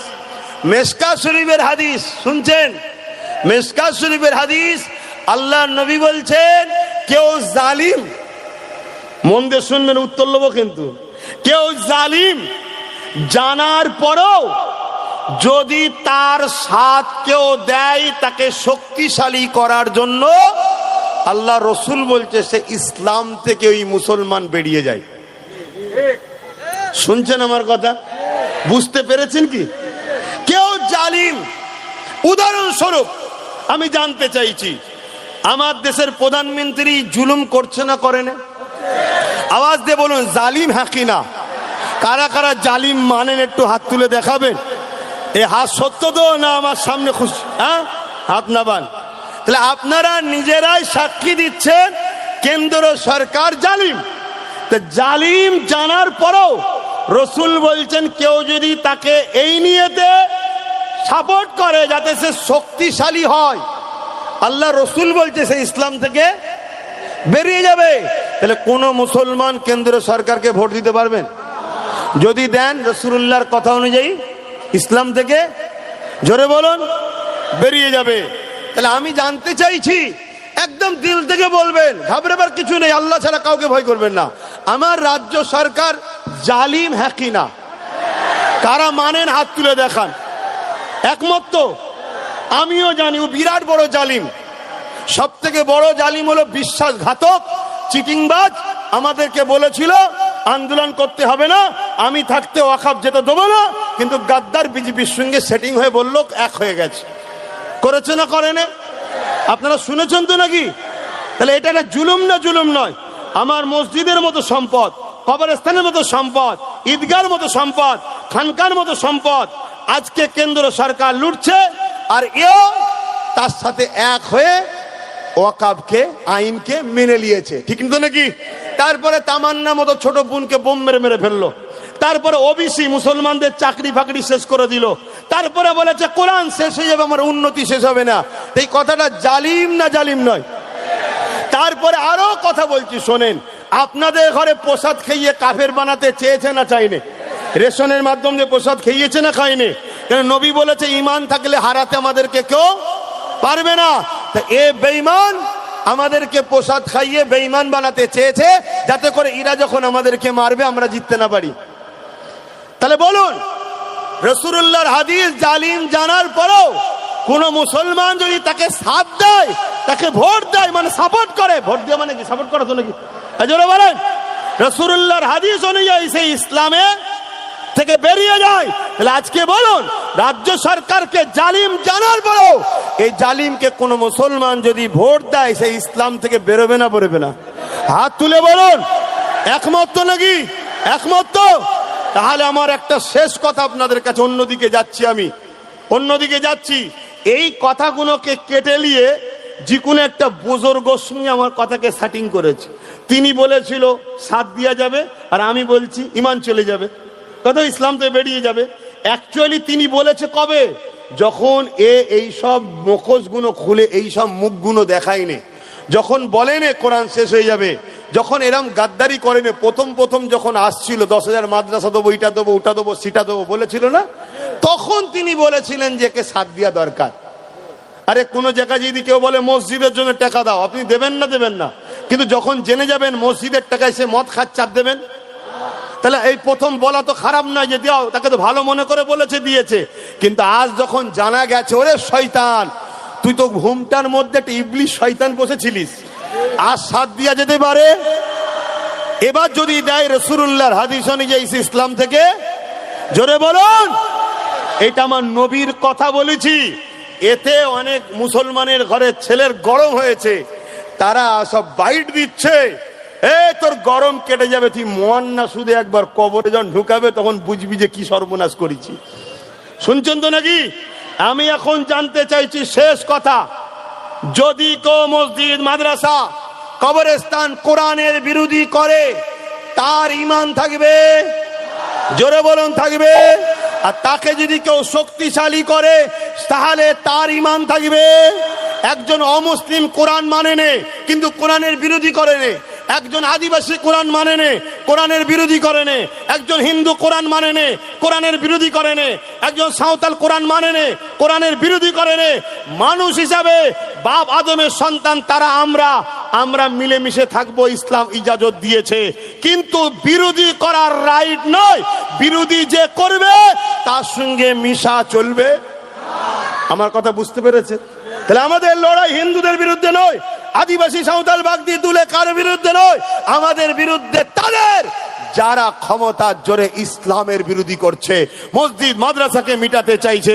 তাই আমি শেষ একটু উত্তর নেব। একদিকে আছে ইসলামের মসজিদ মাদ্রাসা, ওয়াকফ ও কোরআন শেষ হয়ে যাবে বলনেওয়ালা দিদি মুদি, আর আরেক দিকে আছে নবী বংশের আওলাদ, সুপ্রিম কোর্টে কেস করেছে কোরআন মসজিদ মাদ্রাসার পক্ষে। একজন ইমানদার হিসাবে, ধর্মগুরু ঘরের ছেলে হিসাবে আপনার কাছে জানতে চাইছি, এই জায়গায় মসজিদ মাদ্রাসার দুশ্মনের সাথ দেবেন, না নবী ঘরের আওলাদ যে কোরআন মসজিদ মাদ্রাসার পক্ষে দাঁড়িয়ে জেল পর্যন্ত খাটছে তার সাথ দেবেন? কার সাথ দেবেন?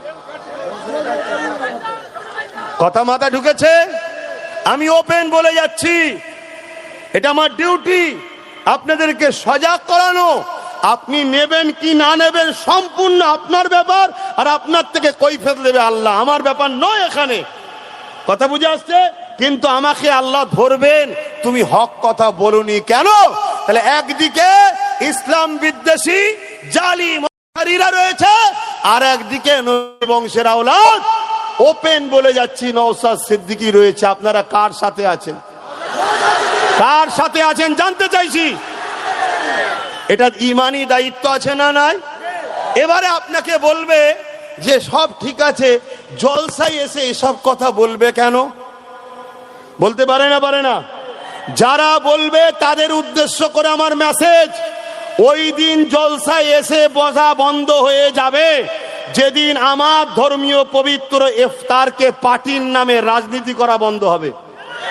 যেদিন আমার নবী দিবস, নবীর মিলাদুন নবীতে যে পিসাব করে পানি নিতে যায়নি তাকে তুলা মেম্বারে বন্ধ হবে, সেদিন আমারও আলোচনা বন্ধ হবে।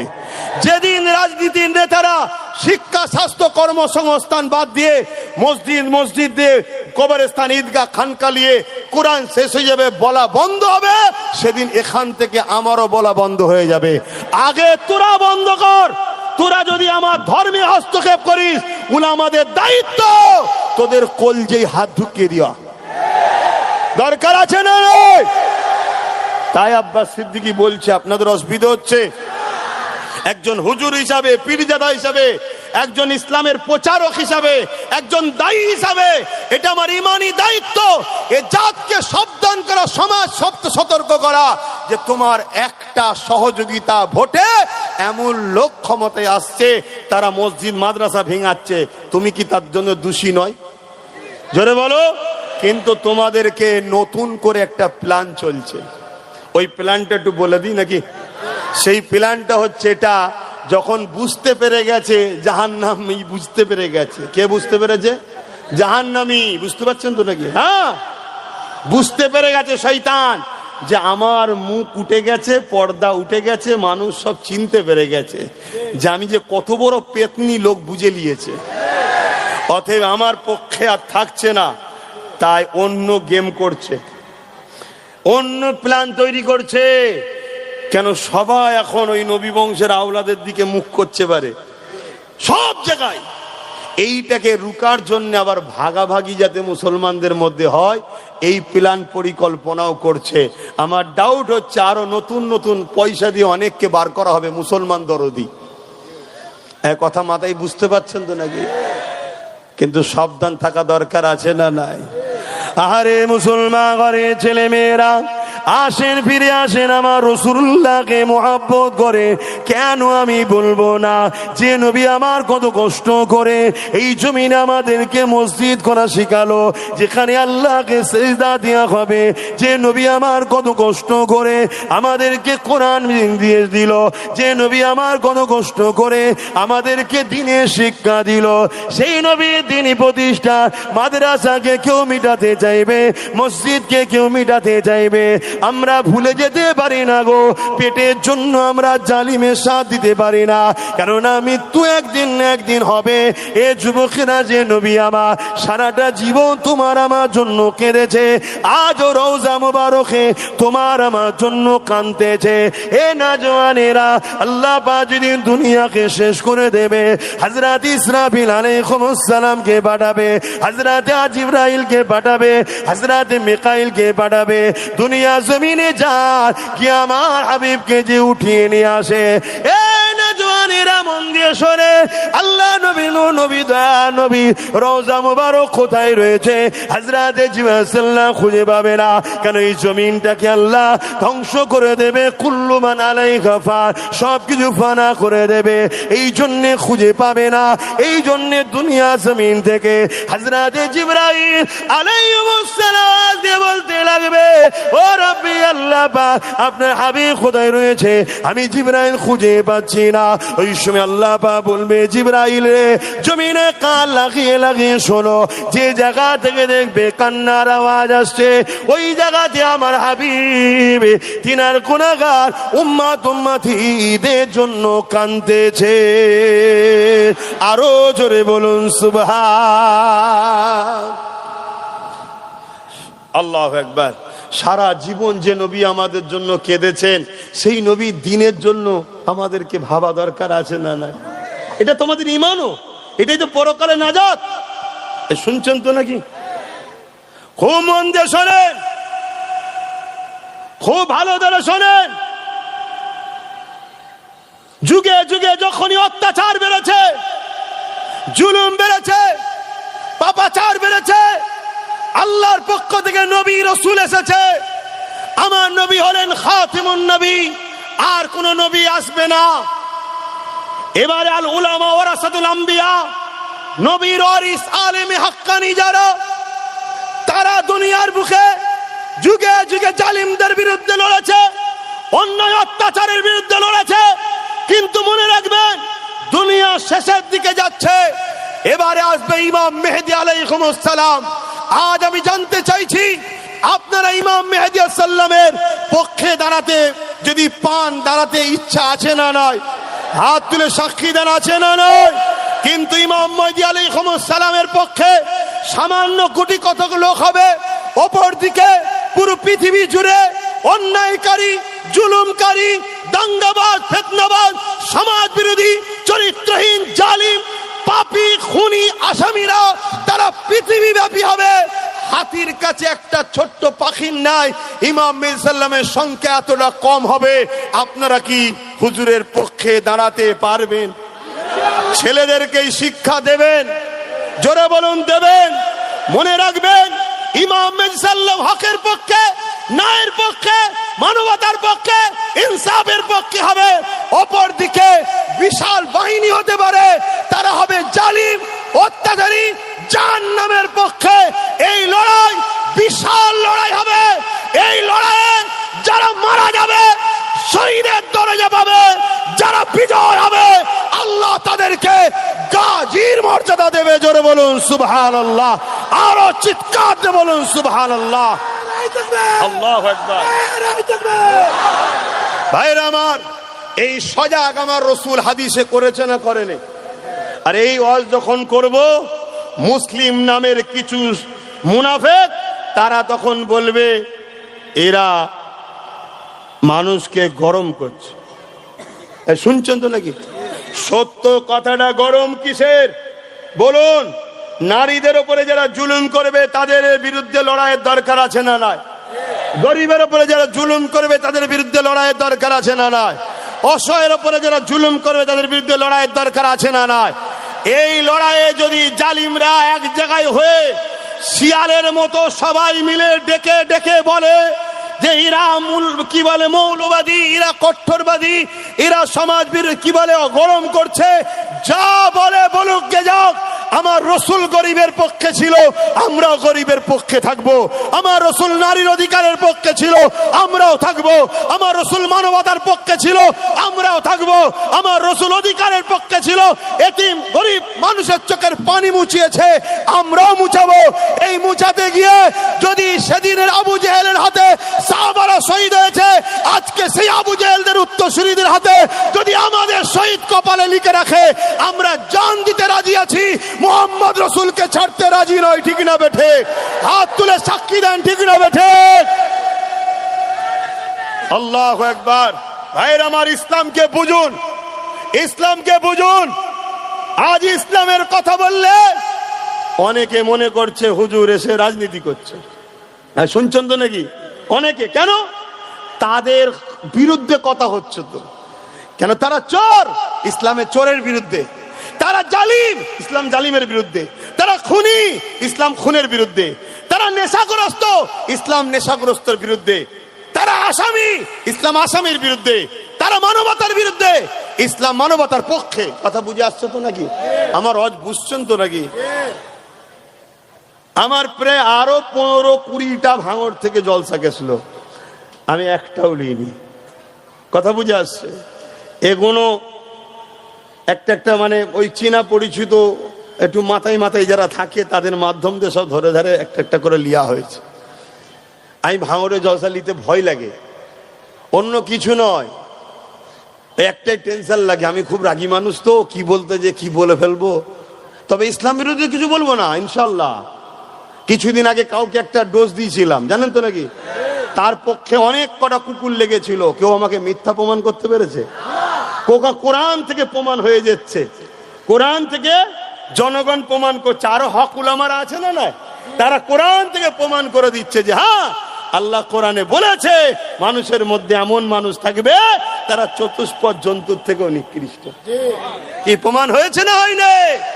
হ্যাঁ। তো ভাইরা আমার, কিন্তু ভয় মানে চিন্তা হয়, সাধারণ মানুষ, আম মানুষ, খেটে খাওয়া মানুষ, ধর্ম সম্বন্ধে হয়তো অতটা জ্ঞান ক্লোজ নাই, ধর্ম থেকে কিভাবে নেবে না নেবে এগুলো চিন্তা হয়। এজন্য একটু দূরে থাকতে চাই ভাঙরে। তা এলাম আজকে, কিছু কথা বলছি, কারো কষ্ট লাগছে না তো? অসুবিধা হচ্ছে? কিন্তু আমি লড়ছি ইসলামের বিরুদ্ধে না পক্ষে, তাহলে তো আপনার কষ্ট হওয়া উচিত নয়, ঠিক তো নাকি? হ্যাঁ, দেখবেন এই সমাজে কিছু মুসলমান আছে যারা বলে আমরা নেতা হই, যাই হোক XYZ, তারা তাদের দুনিয়ার বেঈমান, চোর, ইসলাম বিদ্বেষী নেতাদের জন্য কথা বলে, কিন্তু কখনো তাদের মুখ থেকে মসজিদ, মাদ্রাসা, কবরস্থান, আল্লাহর দ্বীনের পক্ষে কথা পাওয়া যায় না। তারা বলে না আমরা তো সেকুলার। সেকুলার কাকে বলে? ওকে বলে সেকুলার। হ্যাঁ, লক্ষ কোটি টাকা দিয়ে যখন কোন জায়গায় মন্দির করা হয় তখন সেকুলারের কথা মনে থাকে না? হ্যাঁ, কেউ গাঁটের পয়সায় মসজিদ করবে তখন মনে হয় কমনাল। হ্যাঁ, এই তো আপনাদের রাজারহাট নিউ টাউনে 1100 কোটি টাকার সম্পদ রাজ্য সরকার মন্দির করার জন্য দিচ্ছে। এটা কি সরকারের কাজ? জোরে বলুন। তারপরও চলো ধর্মের বিষয়ে যাচ্ছি না, উপরন্তু ওই রাজারহাটে হিটকোর মধ্যে মুসলমানদের গাঁটের পয়সায় কিনা একটা জমিন মসজিদের আছে, সেটাকে রাজ্য সরকার চুরি করে হিটকোকে দিচ্ছে। তাহলে বলেন এটা কি উচিত করছে? এটা হ্যাঁ কি না বলুন? তোর প্রথম তো তুই যেটা করছিস অন্যায়। সরকারের কাজ মসজিদ মাদ্রাসা করা নয়, সরকারের কাজ মানুষ শিখবে কি করে, পড়াশোনা করবে কি, চাকরি পাবে কি করে, সুস্থ থাকবে কি করে, খাবে কি করে, এটা সরকারের কাজ। কথা বুঝে আসছে? যাক, তারপর আমি তর্কে যাচ্ছি না, কারণ ধর্ম বড় সেন্টিমেন্টের জায়গা, আমি যাচ্ছি না। তোর মন গেছে 1100 কোটি টাকা, 11,000 কোটি টাকা দিচ্ছিস, যে এরপরও কোনো বোকা মুসলমান যদি তোর সাথ দেয় সেটা আলাদা কথা, কিন্তু আমাদের মসজিদের জায়গা তুই জোর করে কেন হিটকোকে দিবি? এই কৈফিয়তটা রাজ্য সরকারের কাছে চাওয়ার অধিকার আমাদের আছে না নাই? আর এটা চাইতে গেলে এই এলাকায় কিছু নামধারী মুসলিম সুরাতে মুনাফিক আছে, তারা বলবে ও সব কথা বলার কি দরকার। আমার তো সন্দেহ হয় এদের সম্বন্ধে, যেটা তো আমাদের জমিনে হয়েছে ঠিকই, কিন্তু প্রোটেকশনটা আমাদের না অন্য কারো। আমাদের সন্দেহ হয়। আল্লাহ জাত পাকের কসম করে বলছি যে তোদের দিলে কি একটু মসজিদের জন্য দরদ নয়? তোদের কি মুখে একবারও বেরোয় না যে তোমার জন্য আমরা সব করলাম, তুমি সব জায়গায় সব করলে, সবাইকে দিচ্ছ, আমার মসজিদের জন্য তোমার কাছে আশাও করিনি, যাও, উপরন্তু আমার মসজিদের জায়গা তুমি কেন নিচ্ছ? এই বিষয় একটু বলা দরকার আছে না নাই? কিন্তু তা না বলে আমরা যখন মসজিদের পক্ষে কথা বলবো, এরা তখন বলবে আসতে দেওয়া যাবে না, জলসা করতে দেওয়া যাবে না। কেন কথা বলবে? তাহলে আমাদের কি ডাউট হওয়া স্বাভাবিক নয় যে এদের গায়ে যদি মুসলমানের খুন থাকতো তাহলে কমসে কম মসজিদের জন্য ডাইরেক্ট বলতে না পারলেও ঘৃণা করার মুখে থুতু মেরে সরে যেত, ঠিক না বেঠে?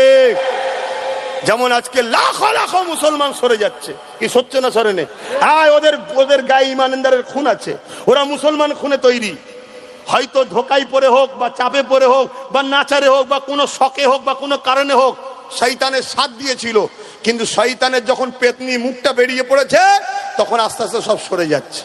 সরছে না সরে নে? কিন্তু এরপরও দেখো কিছু রয়েছে, তারা গুন্ডাগিরি করছে, সন্ত্রাসী করছে, পুলিশকে দিয়ে মুসলিম কওমের ছেলেদের মিথ্যা কেস দিচ্ছে, গ্যাজার কেস দিচ্ছে, মুসলমান ছেলেদের ঘরে অত্যাচার করছে, নিজেরা মারপিট করছে, ভালো ভালো ছেলের নামে কেস দিয়ে দিচ্ছে। এরকম শয়তান জালিম মুনাফিক মুসলমানদের মধ্যে আছে না নাই? খেয়াল করে দেখুন, এটা খেয়াল করে দেখুন, খুব ভালো করে বুঝুন। আপনারা খেয়াল করতে পারছেন কি জানি না, একটা পরিকল্পনা চলছে, ওই পরিকল্পনাটা আপনারা বুঝতে পাচ্ছেন কি জানি না। আমার নবীর উম্মত উম্মতিরা, তোমাদেরকে বাঁচাবার স্বার্থে বুঝাচ্ছি। এসব কথা না বললেও আব্বাস সিদ্দিকী অন্য কথা বলে জলসা করে চলে যেতে পারত, কিন্তু না, সময়ের ডিপেন্ড এর উপরে ওয়াজ করতে হয়, এটা শরীয়তের হুকুম। আমার আল্লাহর বান্দা বান্দীদের ঘরে, নবীর উম্মত উম্মতিদের ঘরে ফাঁসাবার একটা পরিকল্পনা হচ্ছে। সেই পরিকল্পনা হচ্ছে এটাই, মুসলিম এলাকায় যাও, না আইএস আছে, না আইপিএস আছে, না ডিএম আছে, না জজ আছে, কেউ আছে? কিন্তু মুসলিম এলাকায় গিয়ে দেখো, প্ল্যান মাফিক তথাকথিত রাজনীতির নেতাগুলো আমাদের ঘরে বোম বন্দুক গুলি মারপিট করিয়ে করিয়ে মুসলিম এলাকাগুলোকে, যেমন মিডিয়া খুললে ভাঙরে এই হয়, ওখানে এই হয়, মুসলিম এলাকাগুলোকে কলঙ্কিত করছে না করেনি? দাগি লাগাচ্ছে না লাগাইনে? এর কারণ একটা, এগুলো সব গুগলে ইন্টারনেটে সব লোড হচ্ছে। আগামী 100 বছর পর যখন গণহারে মায়ানমারের মতো তোমাকে আমাকে কতলে আম করবে, AK-47 দিয়ে গুলি করবে, গণহত্যা করতে যাবে, তখন রাষ্ট্রসংঘ যদি হাত দেয়, হস্তক্ষেপ করে যে কেন মারা হচ্ছে, তখন এই রিপোর্টটা দেখাবে, দেখো ভাঙর মানে এখানে এই হতো, এই হতো, এই হতো, এই হতো, ওখানে মুসলিম এলাকা মানে এই হতো, এরা শিক্ষা থেকে পিছিয়ে, এরা সর্বসময় সমাজ বিরোধী। এটা একটা পরিকল্পনা হচ্ছে। কারা করছে? যাদের জন্য তোমরা লড়াই করছো তারা করছে। বোঝো আমার জাতি, আমার কওম, বোঝো এ উম্মতে মুহাম্মাদি নবীর উম্মত হিসাবে বুঝাচ্ছি, বোঝো এদের ষড়যন্ত্র এটা। তোমাকে এরা আইএস বানাবে না, আইপিএস বানাবে না, WBCS বানাবে না, জজ বানাবে না, ডিএম বানাবে না, তোমরা একে বানাবে ওই ক্রিমিনাল বানাবে। যাকে এসে বলবে তুই তো বোম্বা দিছিস শয়তান, কথা বুঝে আসছে না? এরকম গুন্ডা তৈরি করবে, আর ওই গুন্ডাগুলো যখন বিপদের সিগন্যাল পাবে, রাতারাতি ইসলামকে ছেড়ে দিয়ে ওদের ধর্মে চলে যাবে। এসব রেডি হয়ে আছে। তুমি কি জানো এদের 50 জায়গায় ঘর আছে? শুনছেন তো নাকি? এরা টুক করে লাভ মেরে চলে যাবে। ইতিহাস বলছে, স্পেনের ইতিহাস দেখো, স্পেনে যত বড় বড় সিনেমা হল, থিয়েটার হল, অফিস আদালত, আজকের দিনে গিয়ে দেখবে এগুলো অ্যাকচুয়ালি মসজিদ মাদ্রাসা ছিল। 800 বছর আমরা রাজত্ব করেছি। আমাদের মধ্যে গাদ্দাররা এভাবে স্পেনের মুসলমানদের ঘরে শেষ করে দিয়েছে। আজ যখন তোমাদেরকে বাঁচাবার জন্য আব্বাস সিদ্দিকী চিল্লাচ্ছে, এরা তখন আমার বাপ তুলে মা তুলে গাল দিচ্ছে না, দেয় না বলুন? কিন্তু এর জবাব কখনো শুনেছেন আমার কাছে? না, ওর জবাব আমি দেবো না। আমি আমার রসুলের দ্বীনের পক্ষে লড়বো, আমি আমার নবীর দ্বীনের পক্ষে লড়বো। লড়তে গিয়ে সে যত বড়ই নেতা হোক, তার বিরুদ্ধে আমি টক্কর দিতে রাজি আছি। হতে পারে তার পাশে অনেক বড় সুপার পাওয়ার থাকতে পারে, মিসাইল থাকতে পারে, যা খুশি থাকতে পারে, আরে আমার কাছে কিচ্ছু নেই। এই হৃদয়ে মুহাম্মদ সাল্লাল্লাহু আলাইহি ওয়াসাল্লামের অগাধ প্রেম, ভালোবাসা, ভক্তি, বিশ্বাস আছে, আল্লাহর উপরে ভরসা আছে, এছাড়া আর কিছু নেই। চলো, ঠিক না বে ঠিক? আপনাদের অসুবিধা হচ্ছে? এই লড়াই হবে, কোনোভাবে পিছুবার ব্যাপার নেই। মনে রাখো, যেদিন আমরা সংখ্যা কম ছিলাম, সেদিন আমরা সব জায়গায় বিজয় লাভ করতাম। বদরে 313 জনে জিতেছি, খাইবারে আমরা জিতেছি, ওহুদে জিতেছি, আমরা মোতায় জিতেছি। মোতার যুদ্ধে মাত্র আমরা 3000 ছিলাম, 2 লক্ষ জালিমদের ছিল, ওখানেও আমরা জিতেছি। কোথায় 3000 আমরা, আর রোমরা ছিল 2 লক্ষ। ভাবতে পারছো? আমরা জিতেছি কেন? সেদিনে সংখ্যা কম ছিল, কিন্তু গাদ্দার ছিল না আমাদের মধ্যে। আজকে সংখ্যা বেশি, আমাদের মধ্যে মুনাফিক গাদ্দার ঢুকে গেছে। তাই আপনাদেরকে একটা মেসেজ দিয়ে যাচ্ছি, প্রথমে গাদ্দার গুণকে চেনো, গাদ্দার গুণকে আগে বাঁচো। গাদ্দার গুণই হলো আমাদের রাস্তার কাঁটা, রাস্তার কাঁটা সরিয়ে দাও। কথা মাথা ঢুকছে না? ঢোকে রে? নচেত আগামী দিন তোমার মসজিদ, তোমার মাদ্রাসা, তোমার কোরআন, তোমার দ্বীন তোমার বাচ্চা পাবে না। ইসলাম থাকবে, ইসলাম ছিল, আছে, থাকবে, কিন্তু তোমার বাচ্চা পাবে না। আমার কথা আমার বাপজানরা নিতে পাচ্ছেন তো নাকি? মনে ব্যথা পেচ্ছেন?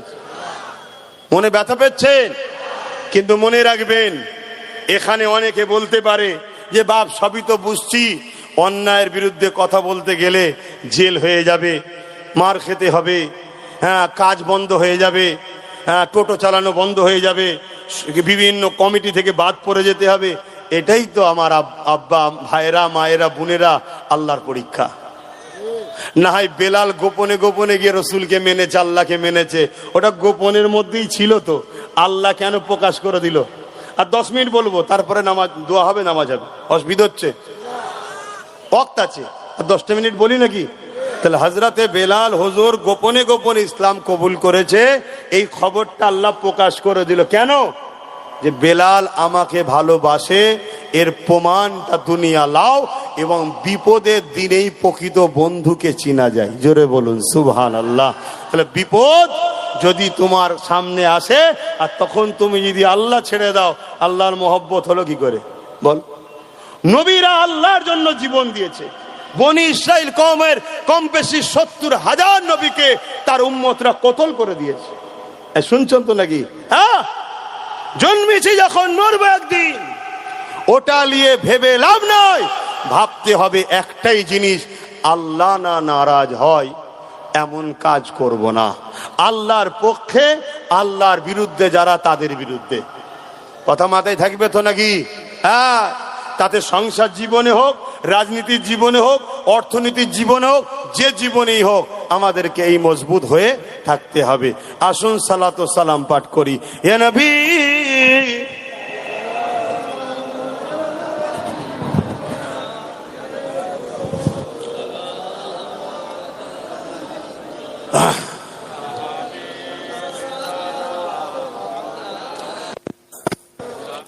আপনারা সব দাঁড়িয়েই সালাম দেন তো নাকি?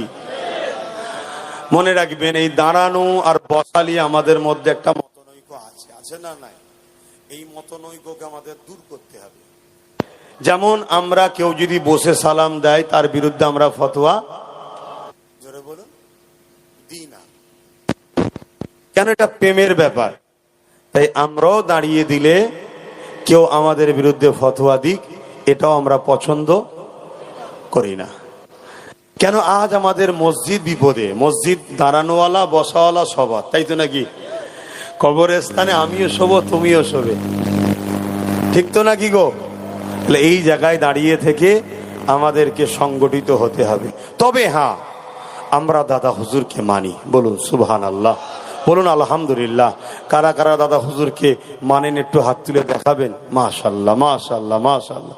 আমি একটা কথা জিজ্ঞেস করব ভাই, বিগত দিন একটা সরকার চলছিল বাংলায়, তার বিরুদ্ধেও দাদা হুজুরের আওলাদরা প্রতিবাদ করেছে না করেনি? বলেন, কে করেছে, কজন করেছে, আমি ওইদিকে যাচ্ছি না। তার অন্যায়ের প্রতিবাদ দাদা হুজুরের আওলাদরা করেছে, হ্যাঁ কি না? যখন প্রতিবাদ করেছিল, বিগত সরকার কি দাদা হুজুরের আওলাদদেরকে কাঁচা কাঁচা গাল দিত, উল্টো পাল্টা বলতো?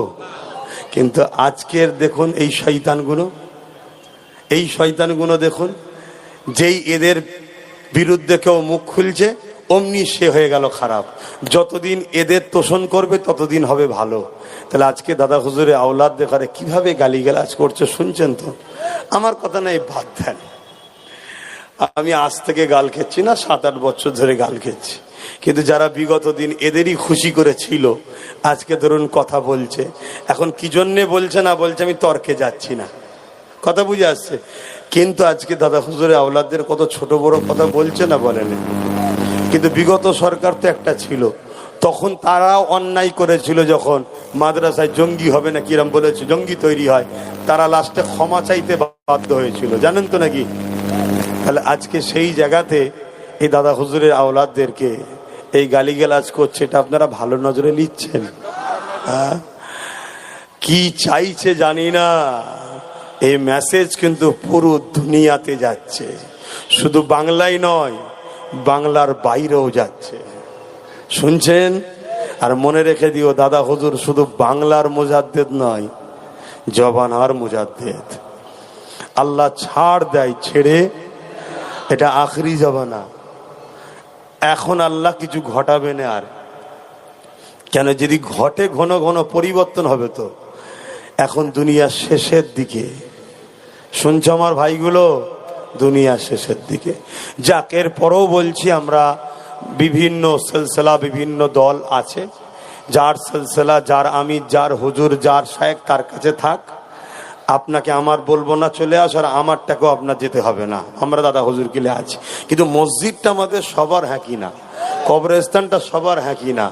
এই জায়গায় যে পাওয়ারের জোরে ওরা মসজিদ মাদ্রাসাকে লুটছে, ওই পাওয়ারকে দখল করো। ওই পাওয়ার দখল করে যেভাবে ওরা আমাদের থেকে কেড়ে নিচ্ছে, আমরা পাওয়ার দখল করে আমাদের জিনিস আমরা ফিরিয়ে নেবো। রাজি আছেন তো নাকি? রাজি আছেন তো? ওরাও যদি অনেক বছর ধরে টার্গেট করে এই জায়গায় পৌঁছাতে পারে, আমরাও টার্গেট করছি একটা দিন পৌঁছাবো ইনশাল্লাহ। তখন আমার ওয়াকাফের জায়গার উপরে কারখানা থাক আর ফ্যাক্টরি থাক, যাই থাক, ওটা সবটাই ওয়াকাফ হবে। কথা বুঝে আসছে না? নাই কত আদানি আম্বানির কিনা শখ আছে, কেন না? কেন? চেষ্টা করলে হয় না, হয় না?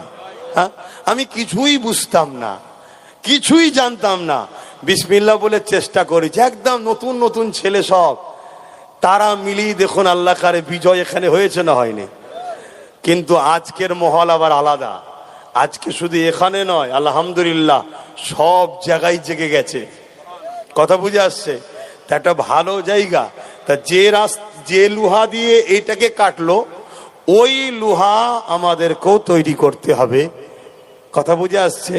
যে রাস্তা দিয়ে, যে ক্ষমতা দিয়ে আমাদের ওয়াকাফকে নিচ্ছে, কি ক্ষমতা ভাই? জোরে বলুন। তাহলে ওইটাকে উদ্ধার করতে গেলে ওই ক্ষমতারই দরকার আছে না নাই?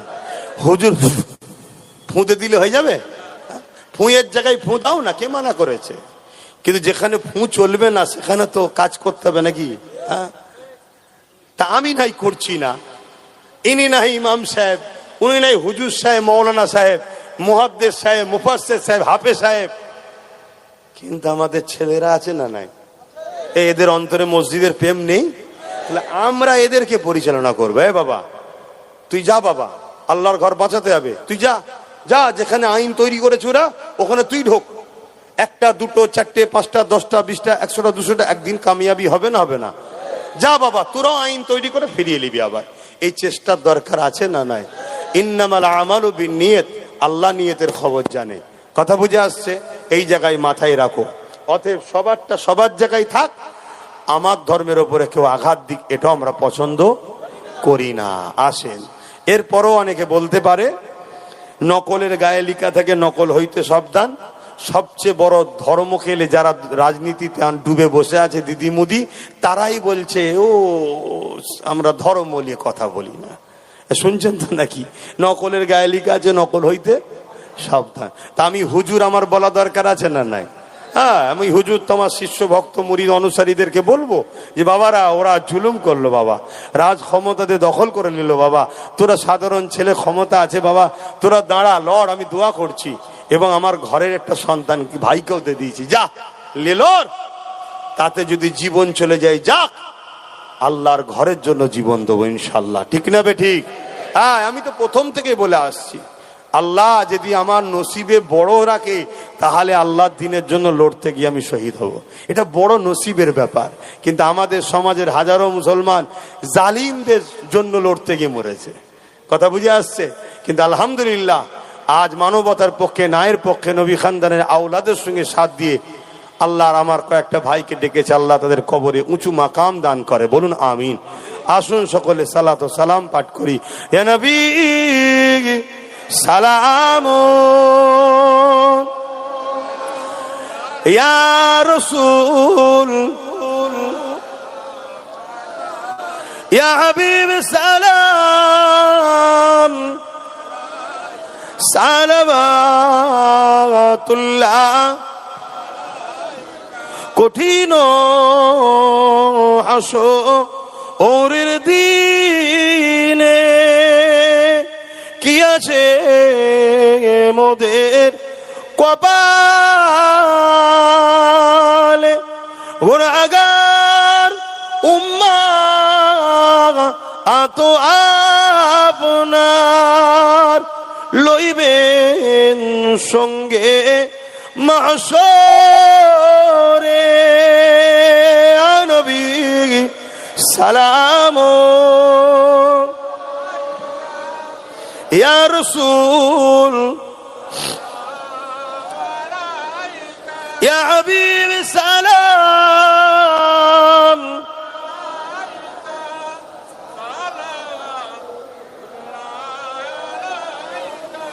জিবরাইল দিলে যে আওয়াজ খুলে দাও আসমানের দুয়ার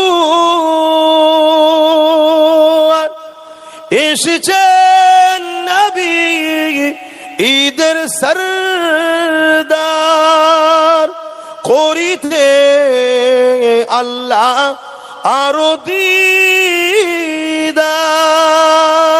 নবী সালাম ইয়া রাসূল সালাম ইয়া হাবিব সালাম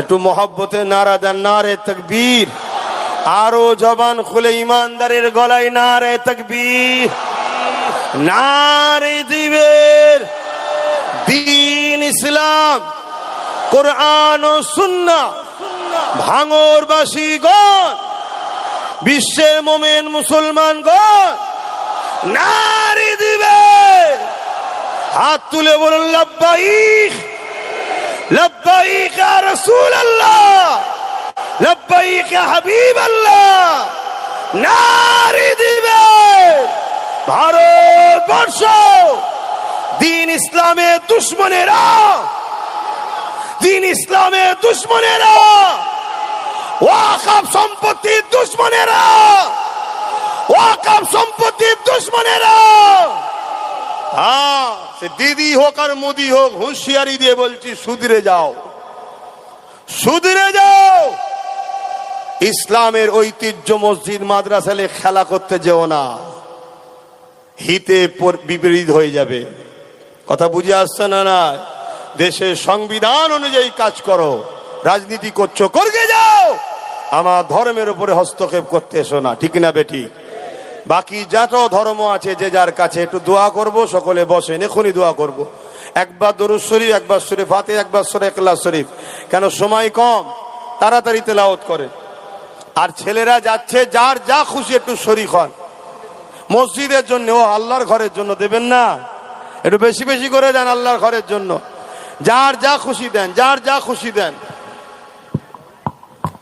যার যা খুশি একটু শরীক হন তাড়াতাড়ি তাড়াতাড়ি দেন সময় কম তাড়াতাড়ি দেন এখানে নামাজ হবে দোয়াবাদ এখানে নামাজ হবে আমি তো মুসাফির হালে আছি আমি মেম্বারেই দূরে খাত নামাজ পড়ে নেব নিয়ে আল্লাহর হাওয়ালায় যাব আমার আল্লাহ আমার জন্য যথেষ্ট এই জিন্দেগিটা কে দিয়েছে জোরে বলুন আপনাদের ঘরে কে দিয়েছে আল্লাহর জন্য খরচ করুন কারবার করুন ব্যবসা করুন দুনিয়াদারি করুন কিন্তু আল্লাহর দুশমন দ্বীনের দুশমনদের সাথে নয় মনে থাকবে তো নাকি ভুলে যাবেন না তো আর সামান্য পয়সাতে বিক্রি হয়ে যাবেন না তো আমার আম্মা জান বোনেরা 1000 2000 3000 5000 টাকা ইসলাম বিদ্বেষীদের থেকে নিয়ে বিক্রি হয়ে যান এমন অশান্তি শুরু হবে মা বোনেরা ইজ্জত আবরু বাঁচাতে পারবেন না যেগুলো অন্য দেশে হচ্ছে দেখুন দেখে সজাগ হন পরিবর্তন হন পরিবর্তন হন দেন যার যা খুশি দেন তাড়াতাড়ি আল্লাহ আল্লাহ কবুল করেন বিসমিল্লাহির রহমানির রহিম আজ ছেলে নেই একটু দাও না বেশি বেশি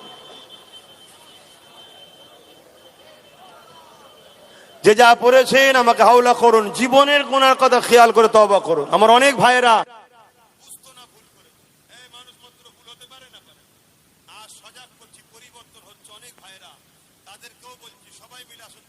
বিসমিল্লাহির রহমানির রহিম আমার মা বোনদের কাছে কাউকে পাঠিয়েছেন মসজিদের জন্য দিতে পারে তো বিসমিল্লাহির রহমানির রহিম আল্লাহ তাআলা আমি জানা অজানা ইচ্ছা ও ইচ্ছা সকল গুনাহ হইতে তওবা করিতেছি। আস্তাগফিরুল্লাহ রাব্বি মিন কুল্লি যামবি ওয়া আতুবু ইলাইহি। আশহাদু আল্লা ইলাহা ইল্লাল্লাহু ওয়াহদাহু লা শারীকা লাহু ওয়া আশহাদু আন্না মুহাম্মাদান আবদুহু ওয়া রাসূলুহু লা ইলাহা ইল্লাল্লাহ মুহাম্মাদুর রাসূলুল্লাহ সাল্লাল্লাহু আলাইহি ওয়াসাল্লাম। পাঁচ ওয়াক্ত নামাজ পড়বেন, একবার রোজা রাখবেন, বাপ মার খেদমত করবেন, হালাল খাবেন, বড়দের সম্মান, ছোটদেরকে স্নেহ করবেন, দেশটাকে ভালোবাসবেন। বুঝতে পেরেছেন? দেশটাকে পিয়ার করুন। আল্লাহুম্মা আমিন।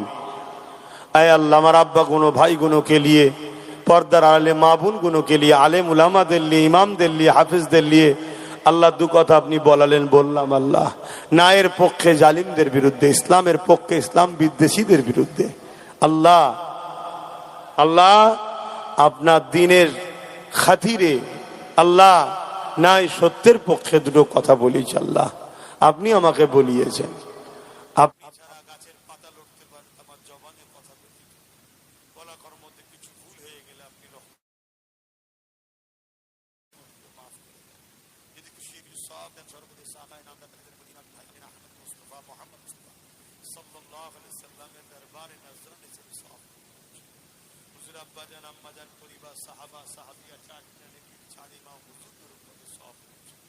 तमाम नबीन सिद्दीकीन सुहदा सालिहीन आरिफ बिल्लाह हुजूरদের রুহে রুহে সওয়াব পৌঁছে দিন। আল্লাহ আয় আল্লাহ, আমাদের প্রত্যেকের জীবনের গুনাহ খাতা আপনি মাফ করে দিন। আমাদেরকে আল্লাহ দয়াময় দয়া করে মেহেরবানি করে আল্লাহ আমাদের রুজিতে কারবার, ব্যবসা বাণিজ্যে বরকত দেন। বিশেষ করে এই ভাঙরের জমিনে শুয়ে আছেন সুলতান আসগার আলী হুজুর, রূপাকে সওয়াব পৌঁছে দেন। তিনার রুহানি দোয়া আল্লাহ ভাঙরবাসীর উপরে নসিব করুন। আল্লাহ এই ভাঙরকে যারা কলঙ্কিত করছে তাদেরকে হিদায়েত করুন। আল্লাহ আল্লাহ হিদায়েত করুন। আল্লাহ আল্লাহ হিদায়েত করুন। যদি হিদায়েত কপালে না থাকে আল্লাহ তাদেরকে ধ্বংস করে দিন। আল্লাহ আল্লাহ সুলতান আসগার আলী হুজুরের ভাঙরকে হিফাজত করুন। আল্লাহ এই জমিনকে আল্লাহ হেফাজত করুন। মা বোনদের সংসার, পরিবার, বাচ্চাদের সংসার আল্লাহ সুখে শান্তিতে থাকার তৌফিক দিন। আল্লাহ ভাঙরকে এয়ারপোর্টের নামে দখল করে শেষ করে দিতে চাইছে আল্লাহ, যারা ভাঙরবাসীকে শেষ করতে চায় আল্লাহ আপনি তাদেরকে শেষ করে দেন। আল্লাহ আল্লাহ আপনি তাদেরকে ধ্বংস করে দেন। আল্লাহ আয় আল্লাহ ভাঙরের মানুষকে আল্লাহ আপনি আবাদে রাখেন। এদের মাই মুরব্বীদের কবর, ঘর বাড়ি এখানে আল্লাহ সব হিফাজত করুন। আল্লাহ আমাদের ওয়াকাফকে হিফাজত করুন। আল্লাহ ওয়াকাফের দুশ্মন যারা তাদেরকে আল্লাহ আপনি ধ্বংস করে দিন। আল্লাহ আল্লাহ মুনাফিক মুসলমানগুলোকে হিদায়েত করুন। হিদায়েত যদি কপালে না থাকে আল্লাহ ইসলাম বিদ্বেষীদের সাথে তাদেরকেও ধ্বংস করে দিন। আল্লাহ আল্লাহ আপনার কাছে সাহায্য চাইছে, আমাদের পথের কাঁটাগুলো পরিষ্কার করে দেন। আল্লাহ আল্লাহ মুসা সাল্লামকে আপনি অনেক পরীক্ষা নিয়েছেন, তারপরে বিজয় দিয়েছেন। আমরা তো বড় দুর্বল ইমানের লোক, এত কঠিন পরীক্ষা নেবেন না। আল্লাহ আল্লাহ আপনি আমাদেরকে বিজয় দেন। আল্লাহ আল্লাহ কঠিন নরম সহজ পরীক্ষালে আমাদের পাশ করিয়ে দেন। আল্লাহ আল্লাহ ভাঙর সহজ সব জায়গায় না, ইনসাফের পক্ষে লড়তে গিয়ে যেসব ভাই বোন ইন্তেকাল করেছে আল্লাহ তাদের জান্নাতে উঁচু মাকাম দান করবেন। আল্লাহ আপনার নবীর বংশের আওলাদ দোয়া চাইছে আল্লাহ তাদের জীবনের গুনাহ মাফ করে জান্নাতে উঁচু মাকাম দেবেন। আল্লাহ আয় আল্লাহ হাবিবের খাতির আমার প্রত্যেকটা আব্বা আম্মা, ভাই বোন, স্ত্রী, বাচ্চা, পরিবার সহ যারা আমরা বেঁচে আছি প্রত্যেকের আল্লাহ নেক হায়াত দারাজ করুন। আমারও বাপ মা, স্ত্রী, পরিবার, বাচ্চা সকল নেক হায়াত দারাজ করুন। আল্লাহ সকলকে মিলেমিশে দুনিয়া একসাথে রাখেন, পরকালে একসাথে জান্নাত নসিব করবেন। আমার ভাই নওশাদ সুপ্রিম কোর্টে কেস চালা চকাপ বাঁচাবার জন্য মালিক বিজয় দান করেন, তাকে কামিয়াবি দেন। আল্লাহ তাকে আরো বড় করেন। এই ভাঙরের মানুষ তার পাশে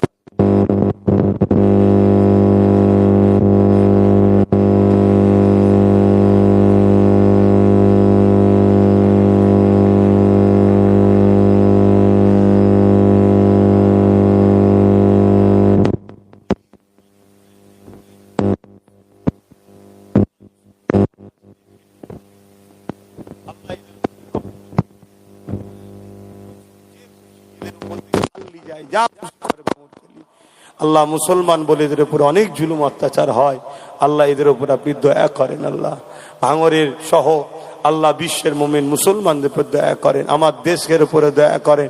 আমার দেশের সার্বভৌমত্বকে নিরাপদে রাখেন। আমার দেশের সেনাবাহিনী, বিএসএফ বাহিনী, পুলিশ বাহিনী সবাইকে নিরপেক্ষ রাখেন, ভালো রাখেন। আমার রাজ্যেরও পুলিশদের ঘরে নিরপেক্ষতার সঙ্গে কাজ করার তৌফিক দেন। তাদেরকেও সুস্থ রাখেন, ভালো রাখেন। আল্লাহ আমার দেশের হিন্দুদের, আদিবাসী, সাঁওতাল, বাগদি, খ্রিস্টান মতো আমার মাতৃভূমিতে বসবাসকারী তাদেরকেও সুস্থ ভালো রাখেন, তাদের বাচ্চাদেরকেও ভালো রাখেন। মালিক আপনি বড় দয়ালু, সবার উপরে দয়া করেন, সবাইকে ভালো রাখেন। আল্লাহ মানব বন্ধনে রাখেন। আল্লাহ আমার দেশের উপরে যারা সন্ত্রাসী হামলা করছে তাদেরকে ধ্বংস করেন, আমার দেশকে হেফাজত করেন। হ্যাঁ আল্লাহ, সবার জন্য দোয়া করেছি। মালিক আপনি আমার নলেজ সিটিকে কবুল করে নেন। নলেজ সিটিতে যত বাচ্চা পড়ছে আল্লাহ, ভাঙরের বাচ্চারাও পড়ে, সবাইকে উচ্চশিক্ষায় শিক্ষিত করবেন, কামিয়াবি দেবেন, দেশ জাতির গর্ব তৈরি করবেন। আগামী দিন আমার মিশন আরো যা করার, লক্ষ্য করার তৌফিক দেবেন। আমার ভাঙরের মা বোনেদের সংসারে অভাব অনটন দূর করেন। ভাঙরের মায়েদের হিম্মত আল্লাহ, ইতিহাসে পড়েছি খালেদ বিন ওলীদের পাশে তেনার স্ত্রী যেভাবে দাঁড়িয়েছিল। আজ ভাঙরের অনেক মা বোন আছে, তাদের স্বামী, ছেলে, ভাইয়ের পক্ষে যেভাবে দাঁড়াচ্ছে আল্লাহ, এদেরকে সালাম, এদেরকে আপনি কামিয়াবি দেবেন। এই ভাঙরের মায়েদের নসিব বড় করবেন আল্লাহ, এদেরকে দুনিয়া আখেরাতে শান্তি দান করবেন, এদের বাচ্চাদেরকে উচ্চশিক্ষায় শিক্ষিত করবেন। আল্লাহ যার দিলে যা আছে কবুল করেন। নামাজের জন্য দোয়া ছোট করছে, আল্লাহ কবুল করেন। আমিন আমিন আমিন আমিন আমিন। আল্লাহ আমার ভাইকে আমিন আমিন আমিন আমিন আমিন। বারহাক কালমাতি লা ইলাহা ইল্লাল্লাহ মুহাম্মাদুর রাসূলুল্লাহ। আসসালামু আলাইকুম। আপনারা আমাকে সালাম দেন, কাতার দেন, দেরি করবেন না। 25 মিনিটের উপরে সময় আছে।